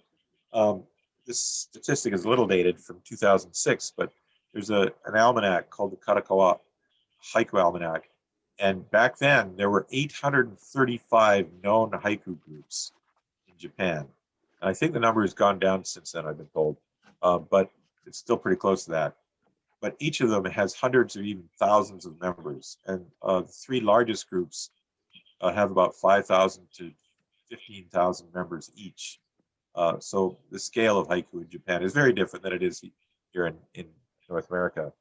And they typically hold what's called a kukai, or monthly meeting. And the poems are chosen anonymously, and then those poems get published in their usually monthly or quarterly journal. And the largest journal that I know of is Hototogisu, which was started by Shiki in the 1800s. It's still being published. I've seen copies of Hototogisu in Japan where they're available like Time magazine on a newsstand. And they're literally 350 pages, and each monthly issue contains 10,000 bloody haiku. I ain't reading all that many haiku, sorry. But of course, you look for your group and you read the poems by your group if it's represented in the anthology or other groups that you know of. But yeah, I can't imagine reading that many haiku every month, my goodness. And there are also haiku shows on TV and radio. And if any of you get NHK, Comcast, you can see some of the shows. Or if you get the Japanese channels, you can see them in Japanese. There are occasionally English shows. It recently ran for a few years. The Haiku Masters show in English was on NHK, and that was in English. But there are many shows in Japanese as well. And some of you may know the Itoen contest that gives $5,000 equivalent for a single haiku.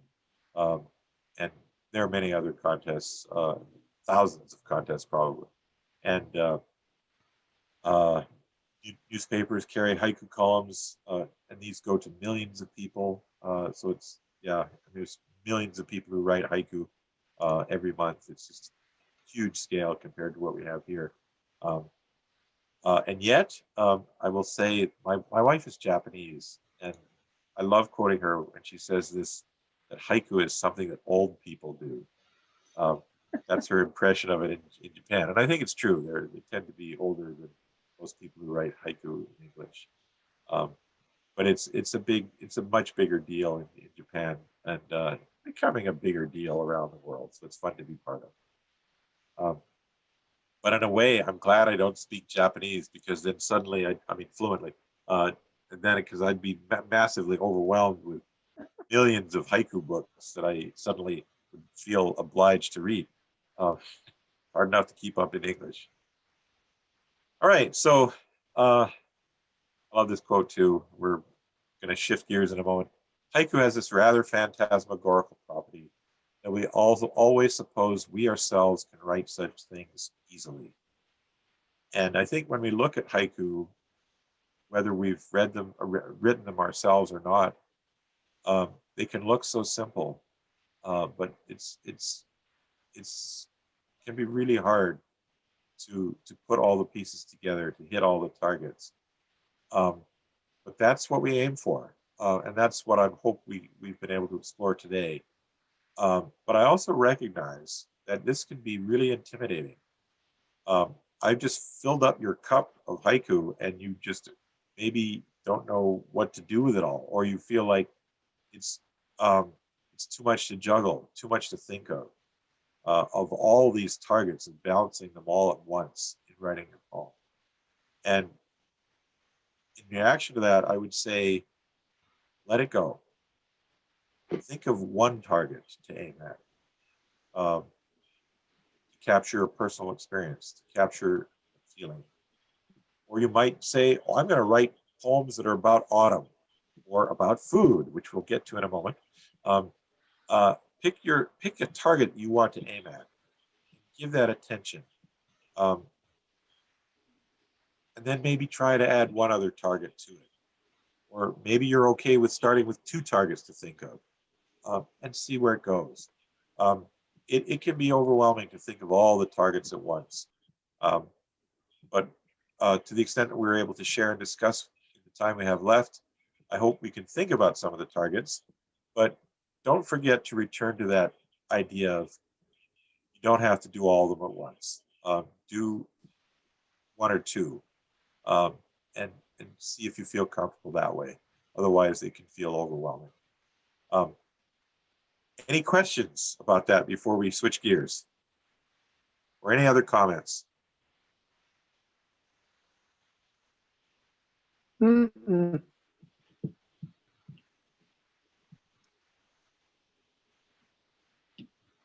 Okay, let's move on.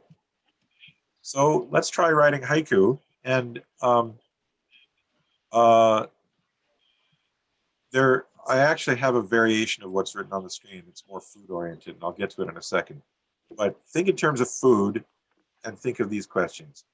Take a few moments to think of an experience from your day today or in the last week. Write down something from your day, your daily life that you smelled, heard, tasted, or touched, etc.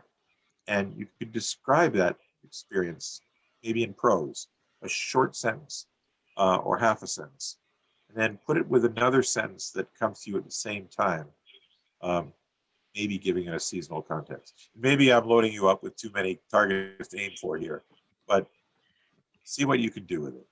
I'm going to stop the share for a second because I want to look up something else that I have on my screen.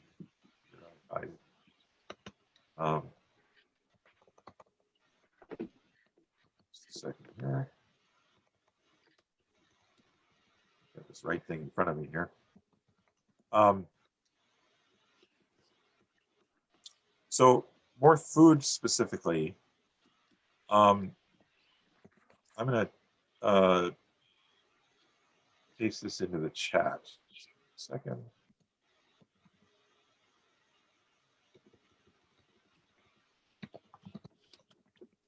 Okay, so I'd like us to name favorite foods. It's our theme with the Virgilio Society's food at the moment. And think of places where you might eat this food, and think about something you could say about this food that isn't necessarily about taste. So let's start with just brainstorming. Name a favorite food. Go ahead. Ice cream. Okay, ice cream. So if you can write a haiku about ice cream, there's your prompt right there. Name more favorite foods. Flounder. Sorry? Flounder fish. Flounder, okay.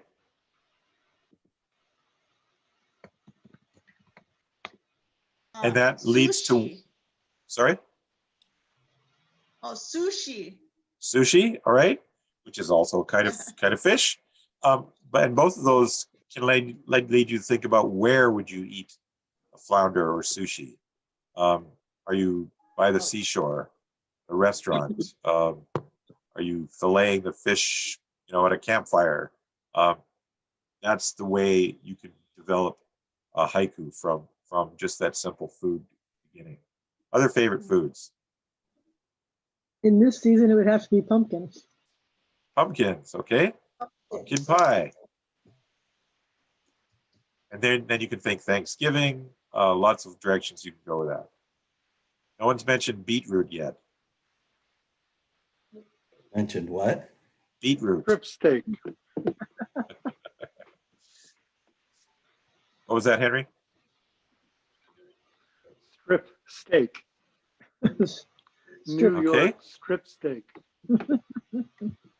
Okay. Other favorite foods too? Lasagna, I'm seeing in the chat. Pizza.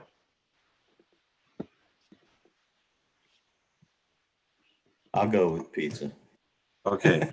All right. So for your own list, think about, the question was which are seasonal. So pumpkin is very seasonal. And I also think of rhubarb. For me, it's a very seasonal fall, late summer kind of food. And I remember used to have rhubarb when I was a kid in Canada. Used to have rhubarb growing in this one spot in the backyard, and my mother would harvest it periodically, and we'd figure out how sweet or bitter it was, and we'd usually dip it in sugar and just eat it raw. But it really needed to be dipped in sugar, and I remember that. In the fall, early fall, we would do that every year. What are some other? Don't eat the green parts. Yes. So what are some other seasonal foods you can think of? Apples. Persimmons. Persimmons. Okay. Yes. What season would you put persimmons? Autumn. Right. Okay. Fall. Okay. Well, persimmon's a good prompt. It's got so many tart, alamy, different things going on. Blueberry. Or Blueberries. I like it. grapes. Concord grapes. Okay. I think a lot of foods have autumn associations because of harvest. Or at least that's my gut feeling. You'd harvest more at the end of the summer or autumn.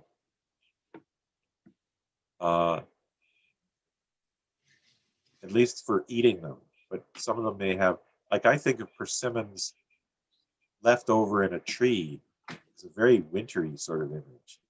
But all the leaves have fallen. I remember seeing them in Japan this way.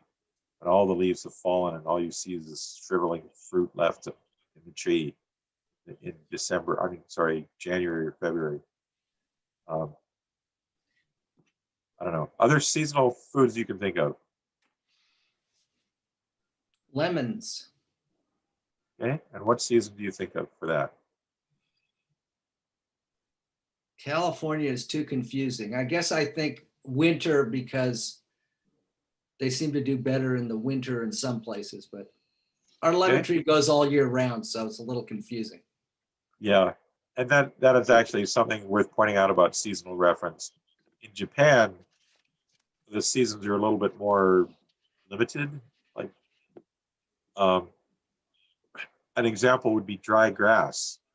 That might be winter in some parts of the United States, but it's summer in other parts. I don't know. So you'd have to be true to whatever is local for you, I think. So what I'd like us to do is Snow peas. snow peas. I like that. Make a list for yourself, or expand on your list, or maybe you're done and you can stop. And think of where you could eat that food, and think of a place for that food. And then write a haiku about a memory of that food or place, and see what you can come up with. So taste is most likely what's going to be part of the poem, but it doesn't have to be. I mean, think of chili peppers in a bowl. It's visual, and that's fine. Where might that happen, and what else might be going on when you see that, and see what you can do.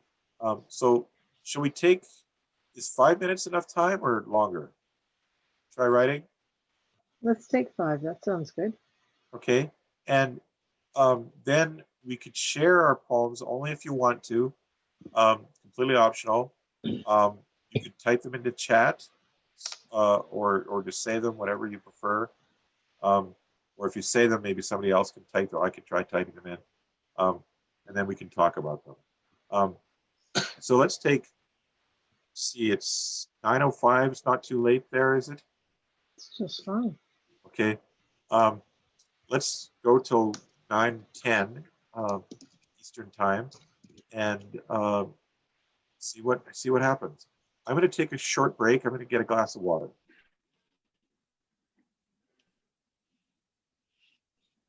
So if you'd like to share, try doing that. First, a question. Is this hard? Yeah. Yeah. Okay. Mm. Hard for me and too. no. It's supposed to be hard. I had one straight out of real life today. We came down this morning and we found our pumpkin out front cracked in half. So the first poem was smashed pumpkin, roasting it for my dinner plate. Smashed pumpkin, roasting it for my dinner plate. That's nice. Okay. So some of them, Okay. so thinking about process here, some of them just leap out at you and they can come easily. Like that one. Say it one more time. Smashed pumpkin, roasting it for my dinner plate. Okay. So it's very much an immediate memory, and it's fairly Pretty close. concrete. Yeah. It's concrete and close to you, so it's easier to write about. Mhm. As you begin to think about memory, it can be perhaps less close, but still be vibrant. Henry, you were going to say something? Ice cream.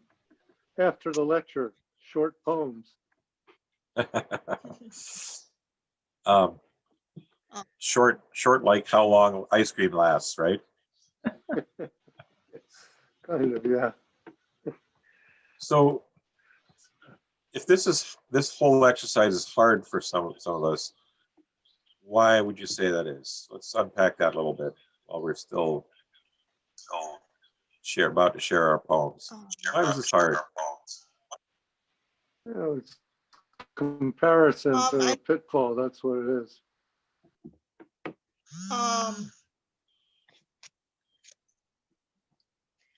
I think for me, it's not knowing what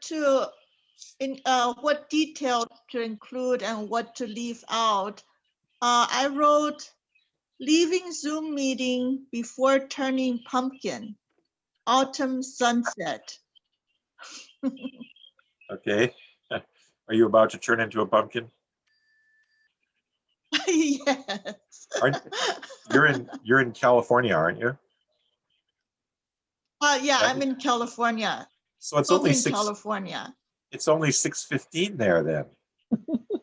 Long way from being a pumpkin. Some of us go to bed very early. Yeah. But I do know from various Zoom meetings that with time changes or time differences, right. I've gotten up really early in the morning or stayed up really late sometimes, and it's part of the fun. So say your poem again, Jackie. Leaving Zoom meeting before turning pumpkin, autumn sunset. So although I'm teasing you about the time, what you really mean is you mean it more metaphorically. It's not, doesn't have to be late, but you just, No. yeah, yeah. So your last line mentions a season, and pumpkin Right. can also suggest the season. But you mean pumpkin on a Okay. metaphor, you mean pumpkin as a metaphor, not necessarily turning pumpkin as a metaphor, not as a literal pumpkin. So the mention of autumn Yeah. is your real season word there, not pumpkin. I like the way that turns two ways, that there's the slang phrase turning into a pumpkin at the end of the day when you're tired, and then turning pumpkin color. That double meaning really works for me. Yeah. But should haiku be more concrete and less metaphorical, Well, Hmm. or sometimes we should have both? it could be both. I think if they begin on a literal level, start with, that's better. You can Okay. have a metaphorical or conceptual haiku occasionally, but not often. Or an individual poem might have part conceptual ideas in it and part experience and image. Leaving the Zoom meeting is it's an experience, but not something you can hold in your hand. And that's fine. Oh, okay. It's still an experience, but you can't hold it in your hand. And it's fine. Right. You just be aware of the different kinds of images that you have in haiku. Okay. And there is a literal sunset in your poem, and that is something you can experience through your five senses. Right. And so that grounds the poem, and that's what really helps with the poem, because the rest of it is more intellectualized, or like before turning pumpkin. That's a phrase that tells us that you're doing it before it gets too late, kind of thing, or that maybe you're tired. But the sunset is the actual image that grounds the poem. So I think that's an important part of the poem. Alan? So I'll read it and then I'll ask a question later. After lunch walk on shortcut path, huge rotting lemon smashed. Say it again. After lunch walk on shortcut path, huge rotting lemon smashed. Okay, I'm typing it into the chat if that's okay. After lunch walk on shortcut path, is that the first line? No, after lunch walk is the first line, on shortcut path is the second line. And then what's after that? Huge rotting lemon smashed. Okay. I just pasted that in the chat, and I see Gordon, your poem too. We'll get to yours in a moment. So did you have a question about it, Alan? Well, I'm sorry, I don't know your name, but the person from Nick Virgilio had a smashed pumpkin.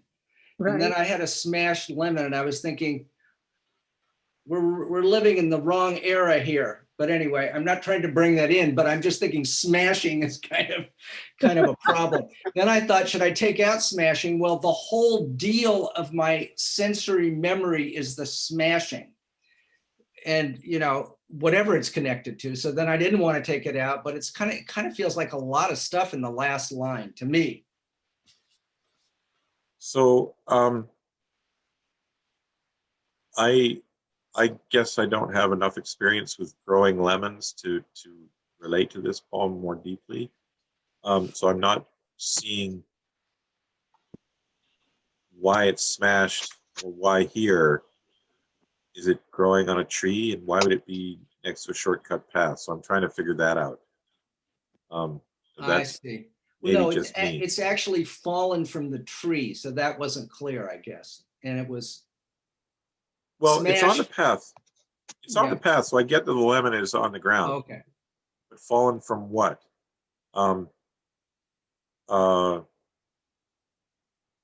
It could be the lemon tree is by the path, but I have to figure that out a little bit.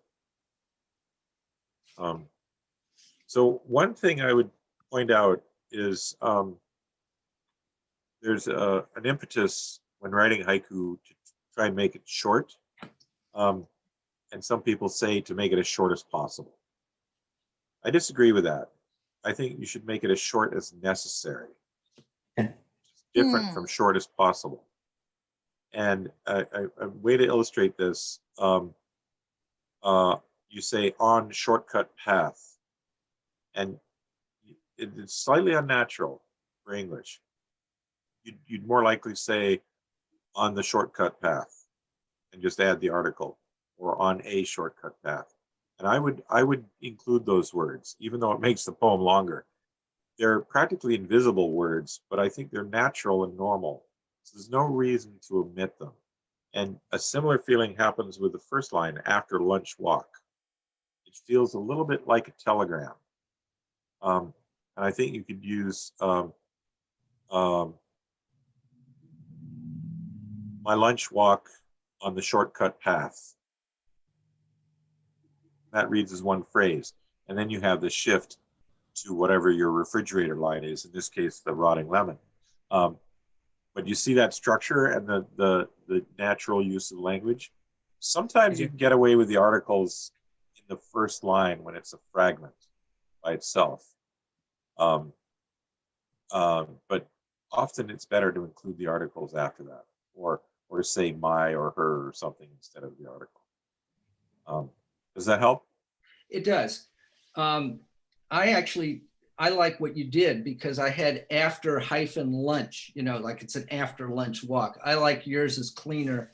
And the name of the path is Shortcut Path, but it's better to just have it be on a shortcut path. Okay. Because then it's more generic for everybody to kind of get it. Yeah. And I forgot to type the hyphen when I was typing it in. Sorry about that. That's okay. I mean, the point you're making is, well, I don't know what your point you were making about. I have to let you make the point. My lunch walk is just making it, again, more universal or something, as well as specific at the same time. Yeah, I think so. Let's try and catch up with some of the other poems. Yeah. Back up to Gordon's poem. I smiled at this one. First sip of my cappuccino, you mustache. I love it. You could literally be growing an actual mustache. That's your first mustache, but that's not what you mean. It means the foam from the cappuccino, and I love that. So I love the humor. I love the food component, drink counts. Now, if you think about all those targets we talked about, we have a two-part structure. So I love the shift that goes on. In this case, it's marked by the dash, where that cut is. It's very concrete and sensory. We can see this. You can almost taste it. There's a shift and turn to the second part, which is good. I don't think there's any seasonal reference here, unless cappuccino is seasonal in a way that I don't know. But that's okay. I don't think it needs to have it. I wouldn't try to force a seasonal reference onto a poem like this. That's where you can damage it. So it's choosing not to hit that seasonal. Does this feel fair to say, Gordon? That you're choosing not to aim at the seasonal reference? Oh, I think you're muted.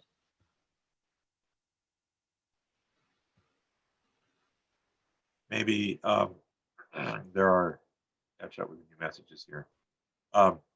Yeah, Gordon in chat says no seasonal references is intentional, and that's a good choice with this poem. It has that immediacy and clarity that needs no further change. I just wouldn't touch it.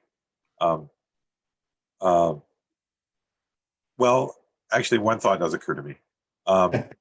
It's the use of my. It could be the other way around. My first sip of the cappuccino, and maybe move of down to the next line. My first sip of the cappuccino, you mustache. I'm thinking aloud here. I'm not saying that's better. I'm just wondering if that's something to consider. Or a little bit more compressed, maybe first sip of her cappuccino, you mustache. That changes it. Yeah. So there's things you can play with, but you don't necessarily need to change it. Yeah. Any other thoughts on this? Go ahead, Rick. I think having of end the first line seems unnatural. I think that should be at the beginning of the second line. Either way, whether it's first sip or my first sip, but I think of my cappuccino is a complete thought more than having the first line end on of. Usually the last word of a line is emphasized, and to put it on of is sort of on the wrong beat. And it becomes usefully invisible if you move a word like of down to the next line. Then you have more emphasis on sip, and it's a stronger beat visually as well as the sound of it. Yep. And I love the P, a repetition sound, sip and cappuccino. So sip is beautifully chosen there.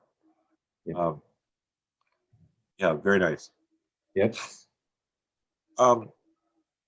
Let's go to Henry's poem. In the garden, writing haiku. Fallen mulberries.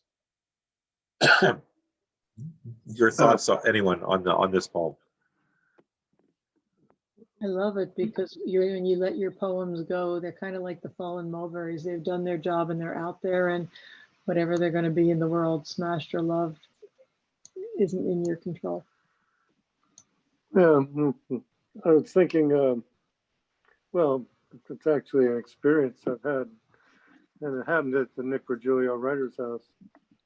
We had a huge mulberry fall, and I moved to it because there was a student of Basho who grew persimmons, and the only reason he became a haiku poet, one of Basho's favorites, is because the night before he was going to sell his persimmons, the storm came down from the mountain and knocked them all off the tree. And that's when he gave up being a persimmon farmer. And his house is still there in Japan, and it's called the House of Fallen Persimmons. So there you go. Yeah. Anyway, that's sort of the inspiration. I'm sorry, could you say the poem again? Because I can't scroll back up and see it in the chat. I don't know what I'm doing here. In the garden, I'll do it. In the garden, writing haiku, fallen mulberries. Yeah. So I don't know mulberries well enough to know what seasonal time this would be, but fall, am I right? Well, it's not actually, they don't fall in the fall. So I suppose that might be confusing. Well, that's just me because I don't know when they would fall. They fall in midsummer. Okay, so then this is a summer poem. Summer, you basically have summer poem, yes. Okay. And I love the overtone for those who know the story from Japan that this would add to it. Even though it's you're choosing to write about mulberries instead. It's very simple, pure, and that's a good word for haiku. There's a purity to a good haiku. It's just sort of like it's got no unnecessary parts. and yet says enough, but not too much. It finds a sweet spot. And there's natural line breaks and so on in what you've shared here. Any other comments or thoughts on it?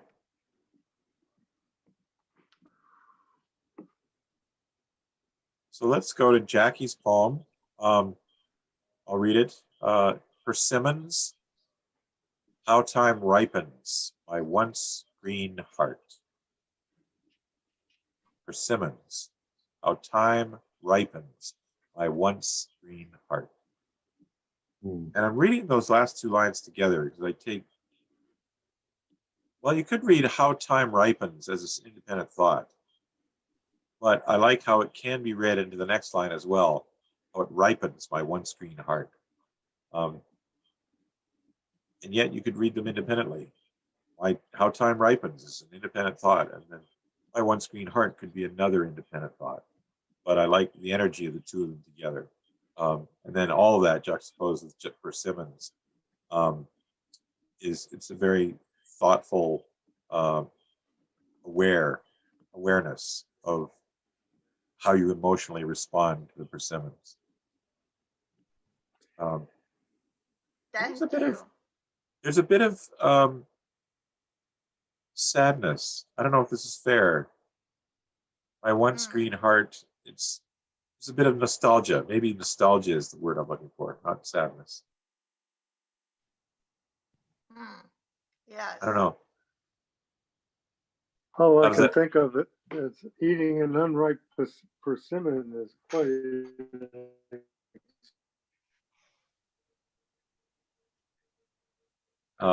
Couldn't hear everything you said, Henry.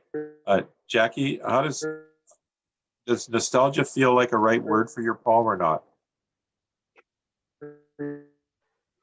I'm sorry. Does Oh, nostalgia okay. Let me go back to remember. does nostalgia feel like a right way to Yes, respond sort to your of. haiku? Sort of? I think so. I'm always thinking about the past. So I think that's definitely an appropriate interpretation. Okay.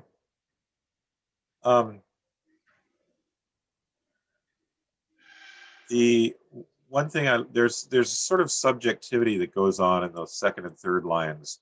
How time ripens my once green heart. It's sort of something you're thinking, but again, it's grounded in the very clear Maybe I shouldn't image of go there. persimmon. And I think that's the strength of the poem. You have it grounded in something we can experience. Okay, thank you. Any other thoughts on this one from anyone or questions? Persimmons. Found it really touching, and I don't think I can articulate why, but as soon as I read it, I felt it. Yeah. It has a slightly tanka-ish feel. Tanka tend to be a bit more subjective like this. And it doesn't mean haiku can't do that, but tanka will do this all the time. And I wouldn't try to make it longer or anything just to be a tanka, but it has a slight tanka feel to it. Yes. Okay. Mary. Okay, hi. I have a million versions, but I came down with this one. Salt, air, and flounder stir in the full moon, an appetite for more. Wow. Say it again. Salt, air, and flounder stir in the full moon, an appetite for more. But I also said things like delicious together and digesting together or something like that. Anyway, I wrote it a few different ways. And that's the way haiku evolved. I tend to work them out in my head a lot before I write them down. I know others that have like 10 versions that they've written down because that's their process. So whatever works for you. What do the rest of you like about this poem? how vivid the sense of the sea is. There is nothing like a full moon by the ocean. It had a recipe quality, which was cool, even though it's not exactly a recipe. So I think it's the word stir that gives that sense. I Yeah. love the idea of stirring in the full moon. That is wonderful. And it's like an instruction too. Take your salt air and your flounder, stir in the full moon. This is your recipe. So that's where the recipe idea comes from, I think. Mary, what were your other last lines? You said you had a few? Well, they were really beginning lines, like Oh, okay. flounder, okay, from under the fishing pier. Like just, I couldn't get past flounder. I was stuck on that word. I mean, it feels better to me to couple it with salt air. Mhm. But before I did that, I was flounder, from under the fishing pier to my plate. And something about becoming dinner. And I was thinking of the fish being at home under the fishing pier, becomes dinner as the moon glows, all those kinds of things. But about the flounder being under the water as I'm sitting on the fishing pier, and eventually it arrives on my plate and all that stuff. So I didn't think I'd ever come up with anything in just 3 lines. So thanks for pushing me into it. You've got many seeds for haiku, many different haiku that you could possibly do. Great. Go ahead, Jackie. Now, earlier we were talking about sound, and I love the way her haiku sounds. The use of language, I really like it. And Gordon is typing in the chat that he loves the contrast of small and large, and loves the moon imagery, likes the process of how you got there. So one thing I'm conscious of in the poem is that it has 3 parts, and they feel independent to me. And my first inclination might be to see about giving the poem no more than 2 parts. And I'm not sure how to do that. What about after stir in, doing a line break and the full moon is the last line? So that would do it. So in a way, an appetite for more is your intellectual interpretation of this. And when I talked earlier, when I talked about don't write about your emotions or ideas, write about what caused them. And what's causing them is the first 2 lines in this poem. And then the 3rd line, an appetite for more, is really an idea in reaction to this. And in a way, you could take that out. So I love the suggestion: salt air and flounder, stir in the full moon. That's all you need. Yeah. And it's such a beautiful idea to stir in the full moon. This recipe. My favorite part. Stir in the full moon is a great line. Yeah, and to that, I know that you said flounder was your favorite food and the reason why you wrote this poem. But to me, it would be more effective if it was something that you could actually stir the moon into. Lobster is some kind of seafood chowder or something, because stirring something into a piece of flounder is kind of difficult, but it's not difficult in a bisque or a soup or something that's more liquidy. So I don't mean to throw that bomb into your poem, but it would make more sense on that level to me. I did think of that too, that you can't stir flounder. Yeah. But I read it anyway. So for the sake of the poem, the idea of a bisque of some kind might be a way to go. And the flounder might be a way to get there, even if you have to take it out. Stirring in the full moon's beautiful. Yeah, that's really great. Yep. The appetite for more, by taking that out, I think it's totally clear that we're hungry.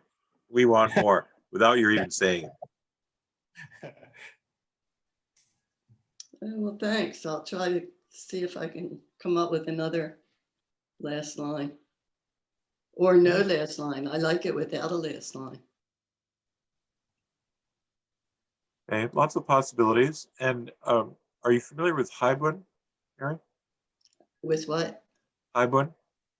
No. So Haibun is prose sprinkled with haiku.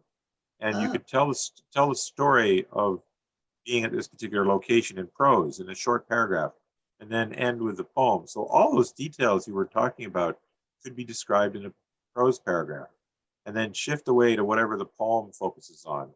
It's hopefully distinct from everything you said in the prose. But that'd be another way you could go with it. Okay.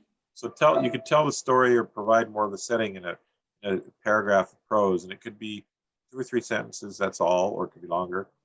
And then shift to the haiku, and you sort of tighten the screw on us, and here's what you want to focus on. And that's it's like a knot hole in a plank of wood, that's what you focus on. Okay. Thank Vic, you. you had a poem? Great. Vic, did you have a poem to share?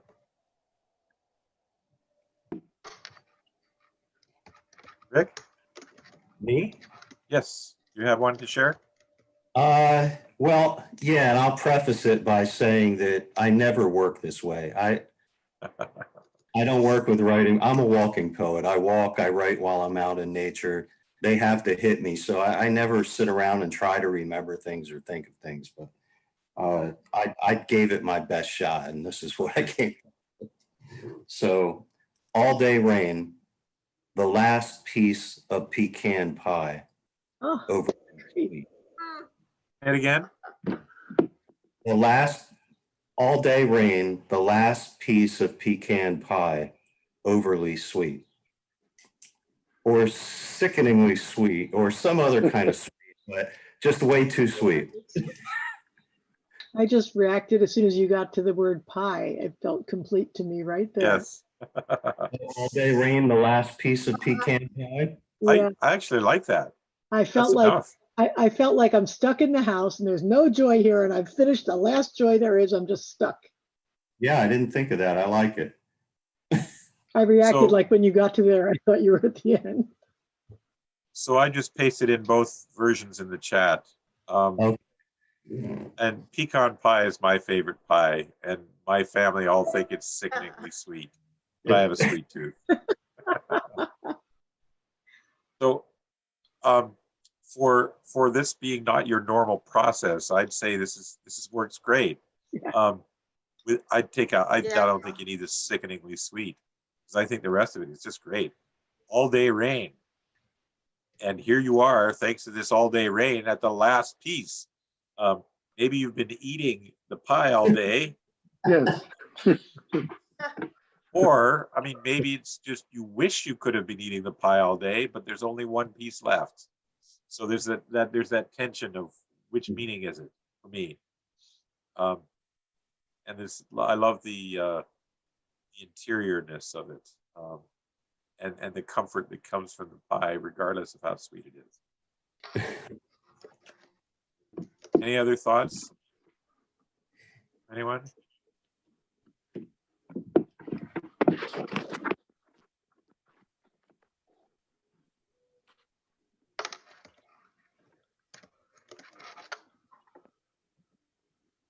So Annette, I know your video is off, but do you have a poem to say to us or type into the chat?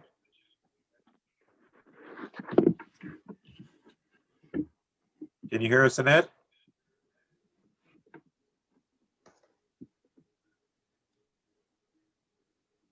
I don't Maybe not. think I don't think she's on there. Okay. Yeah, just unmuted, so we should be able to hear now. No?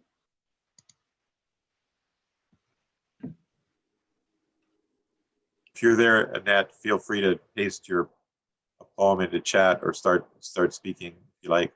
If you'd rather not share, that's fine too. Henry has a second poem here. You want to read it for us, Henry? Sure. Grandmother, her Concord grapes, what's left of her. I actually never knew my grandmother, but she planted this farm I grew up on with Concord grapes and pear trees that are 60 feet tall now, and persimmons and peaches and all kinds of stuff. I could go around and eat lunch and never come home until dinner time. And well, I just remembered about the Concord grapes when you said, what kind of foods do we like? So, it's sort of like the wine of my grandmother is in my memory here with the Concord grapes. So And I love the story that these grapes are what's left of what she planted and so on.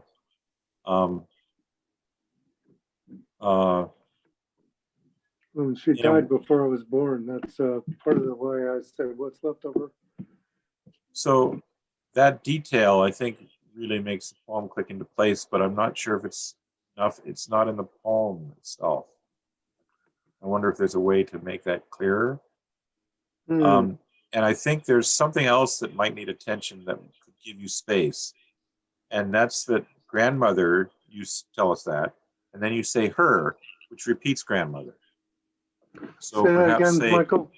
So you say grandmother, tell us that once, and then you say her, which points to grandmother again.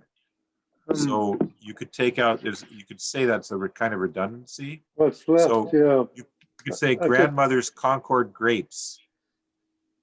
That could be one line, what's left of her.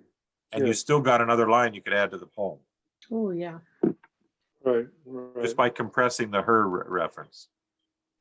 And you can say that. I was kind of like, it's too many syllables. so unpacking, I mean, yeah, okay, maybe it's all too long, but let's see what we can do. Grandmother I never knew. Or Concord grapes, yes, I've used all that's that left. before. So something like that, maybe to winnow it down a bit if it needs it. It's too long. Yeah, I wrote a poem about the pear trees once. It was more like grandmother's pears. They were, we go there, you can't pick them at 60 feet tall. You have to wait for them to fall down. And they're sort of like moldering in the ground the same as she is. Anyway, the poem was about, grandmother's pears. I didn't use the word moldering, but I kind of compared her in the ground to the pears. But I can't remember the way I wrote it exactly. But anyway, it's in there. It's funny, the people you're related to, you don't know how they live. Thank you. Alan just had to leave. And if any of you Grandmother, need to... I never knew. Yes. Or Concord grapes, what's left. So let's keep playing with that. I think if we all try to wrap up in the next 10 or 15 minutes, that might be good. I know it's getting a little late for some of you. It is, but this was fun. So Robin, you have a poem. Let's look at yours. Want to read it for us? Sure. A grandma's photo, the warm scent of cinnamon apples. Grandmom's photo, the warm scent of cinnamon apples. Mm. So I like the idea that it's, is this a photo of grandma or a photo of the apples? That's true. It could be either. Yeah. It could be either. And the funny thing for me was that it set an expectation that the warm scent would be the scent of her perfume or of her. But really the dominant memory of my grandmother is that apple pie she made. Yeah. So grandma's photo could be a photo of whatever that she owns. Mm-hmm. Or do you mean a photo of grandma? I meant a photo of grandma. Would Right. it be, I think that's sort of, it's definitely an option in when you say grandma's photo. But if you want to be more certain of your intent, Yep, I wonder if photo of grandma yep. might make that clearer. It will make it clearer. Yep. Um, and yet there's sort of a, slows it down a little bit. Something Yeah. quicker about grandma's photo, isn't there? Yeah, and there's also two ofs that way too, which is awkward. Yeah. Yeah. Maybe I'm picking on something that doesn't need to be picked on. Yeah, I Yeah. think it's lovely. It's clear enough. I love the juxtaposition of like, because to me, it seems like it's obviously an old black and white or a sepia photo of someone that's fading, and then the real present scent of cinnamon apples. I love the juxtaposition there. That's wonderful. And actually, so backing up on what I was saying earlier, if you say photo of grandma, you lose the double possibility of, is that photo of grandma or of the apples? So Right. I think leaving it as grandma's photo is a better choice after all.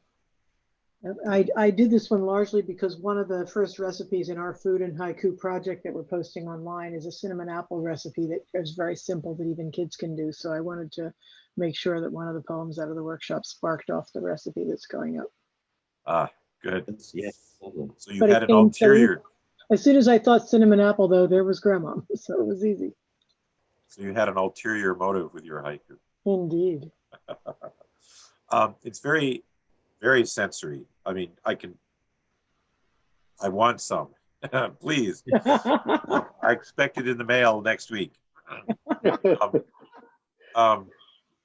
And I'm imagining a pie, but it's not a pie. The scent really came from her pie, but I didn't put all those Okay. words in. Yeah, okay. It certainly is an overtone for me, and that works. I wanted to share what I came up with.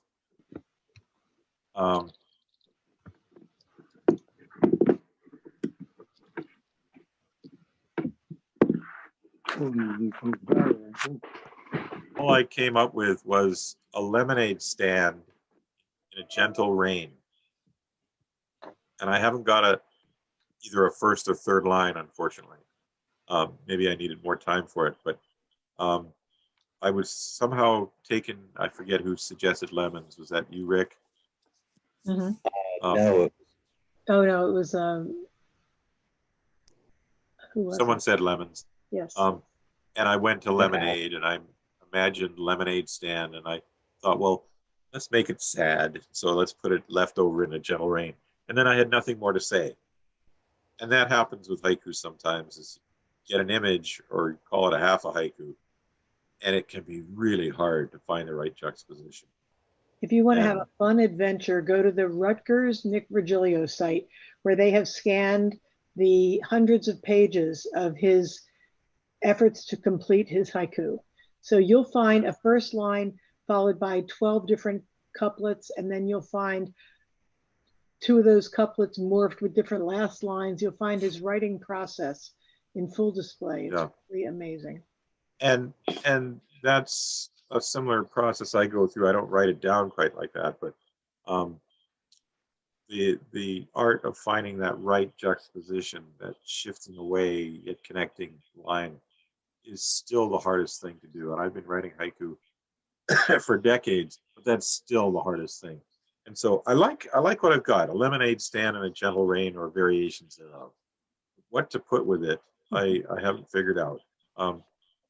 Michael, Yes. how about a bitter rain? If in any way it fits. I was thinking of lemons and bitterness. Okay. So, bitter talks about temperature or the taste, and in thinking about juxtaposition, I would actually be careful about that, because if it's too close or too obvious a connection, that can weaken the poem. I don't know how else to explain that. That's okay. It was just a thought. Yeah. Yeah, you also have lemonade stand seems like a very summery kind of thing, and a bitter rain sounds like a winter rain, and Yeah. seasons are crossed up. But So what I was imagining is that there's this lemonade stand and it's just started to rain, and it's just gentle, and they haven't cleaned up the lemonade stand yet. If it's a pouring rain, you'd think they'd have looked up the weather before they put the lemonade stand up. But the gentle rain sort of justifies this lemonade stand still being there. That was my thinking. And the gentle rain could still work in the summertime. But what to put with it? And those of you who have ever been to a workshop of mine before, when I talk about juxtaposition, the example phrase that I love to use is divorce pending.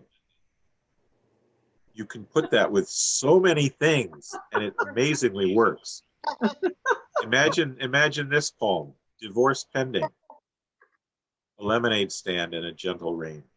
It's deeply sad. I mean, you're laughing, but it's deeply sad. yeah. Yeah. No, it is.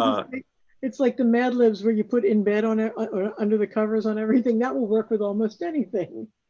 Yeah, and actually a few years ago, Paul Miller was our guest at the Seebeck Haiku Getaway, and he did a Mad Lib haiku session, and we reviewed which things worked and which things didn't, and it was very helpful to learn the difference. And divorce pending surprisingly works. I mean, let's back up here. Divorce pending, the last piece of pecan pie, changes the poem dramatically, and you can keep playing with that. It's a useful phrase, but the point of it is to demonstrate the nature of the shift. It is enough of a shifting away, hopefully not too far, and yet not too close. And that was perhaps the issue of bitter with lemonade.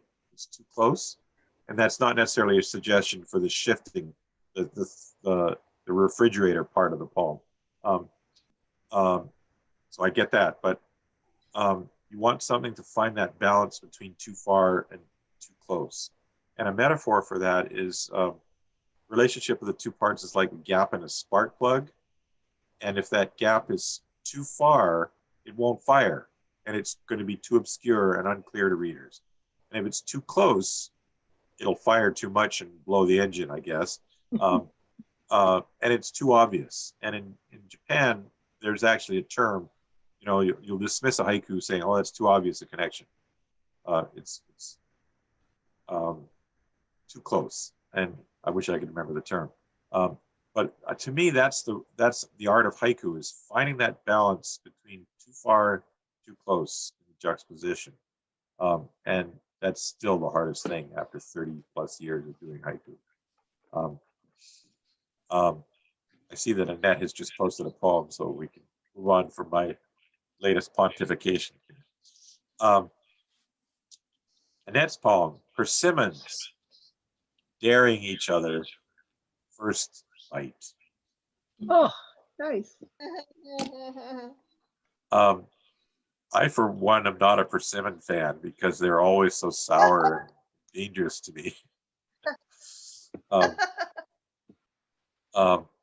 So I can totally relate to this dare in this poem. Well, we had a persimmon in the front yard, and we used to tell kids it was a tomato tree when the persimmons were still not ripe. And nobody'd seen one because it was the only one north of the Mason-Dixon line. Another one of my grandmother's. And it was fun to watch them bite those things. Any other thoughts on this poem? I love it. I think it just stands perfectly. Yeah, that's a great poem. I have to leave, but thank you all very much. Okay. Well, thank you, Mary. Please You're welcome. send in your food poems. Yes. Nice to see you, Mary. Project. I'll send a follow-up note to everyone with the place to post your poems, and I hope that you'll all enjoy the pride of ownership and put them out there in the comments on our Art Unboxed site. And if you're embarrassed and you don't want to claim them, you can put them up anonymously, and then after you get all the compliments on them, come back and take a bow and post your name. No, that's what I'm going to say. It was mine. Okay, thank you. Michael, I can't thank you enough for what's been a really, really enjoyable evening of poetry. And we're very excited to help people in our food program synthesize the deliciousness of the things they can do with the food they're receiving, with the beautiful art of appreciating it. And we're going to bring the two closer and closer together. Well, thank you. I hope this workshop has been inspiring, basics of haiku, but also digging a little deeper with some of our discussion. I'm glad we could get a good taste of food haiku as well. I hope I can come up with a third line for my poem too, besides divorce pending.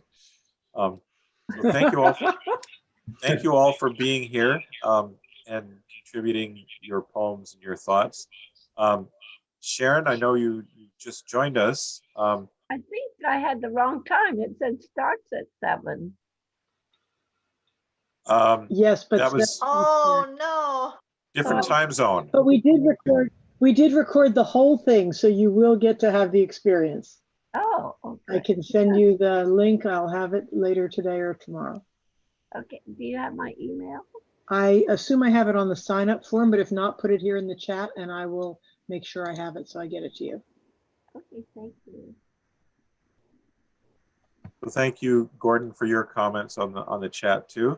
And Annette, I hope this was a rewarding workshop for you. We maybe didn't talk enough about your poem, but I totally love this first bite. It also feels like it's a first date too. Or at least that's where my mind went because of the sound of the word bite. I don't know, that's just what I thought of, whether you intended that or not. Again, thank you all. The recording, I hope, will be beneficial to others as well. And for those of you who are newer to haiku, I hope you will catch the haiku bug. We didn't get to the part of my PowerPoint talking about other ways to become a haiku addict, but there are journals to subscribe to and societies to join and local haiku groups you can be part of depending where you live, and conferences you can go to. Yes, yes. And again, thank you to the Virgilio House for all of its work as a writing center for this town, and for making a difference.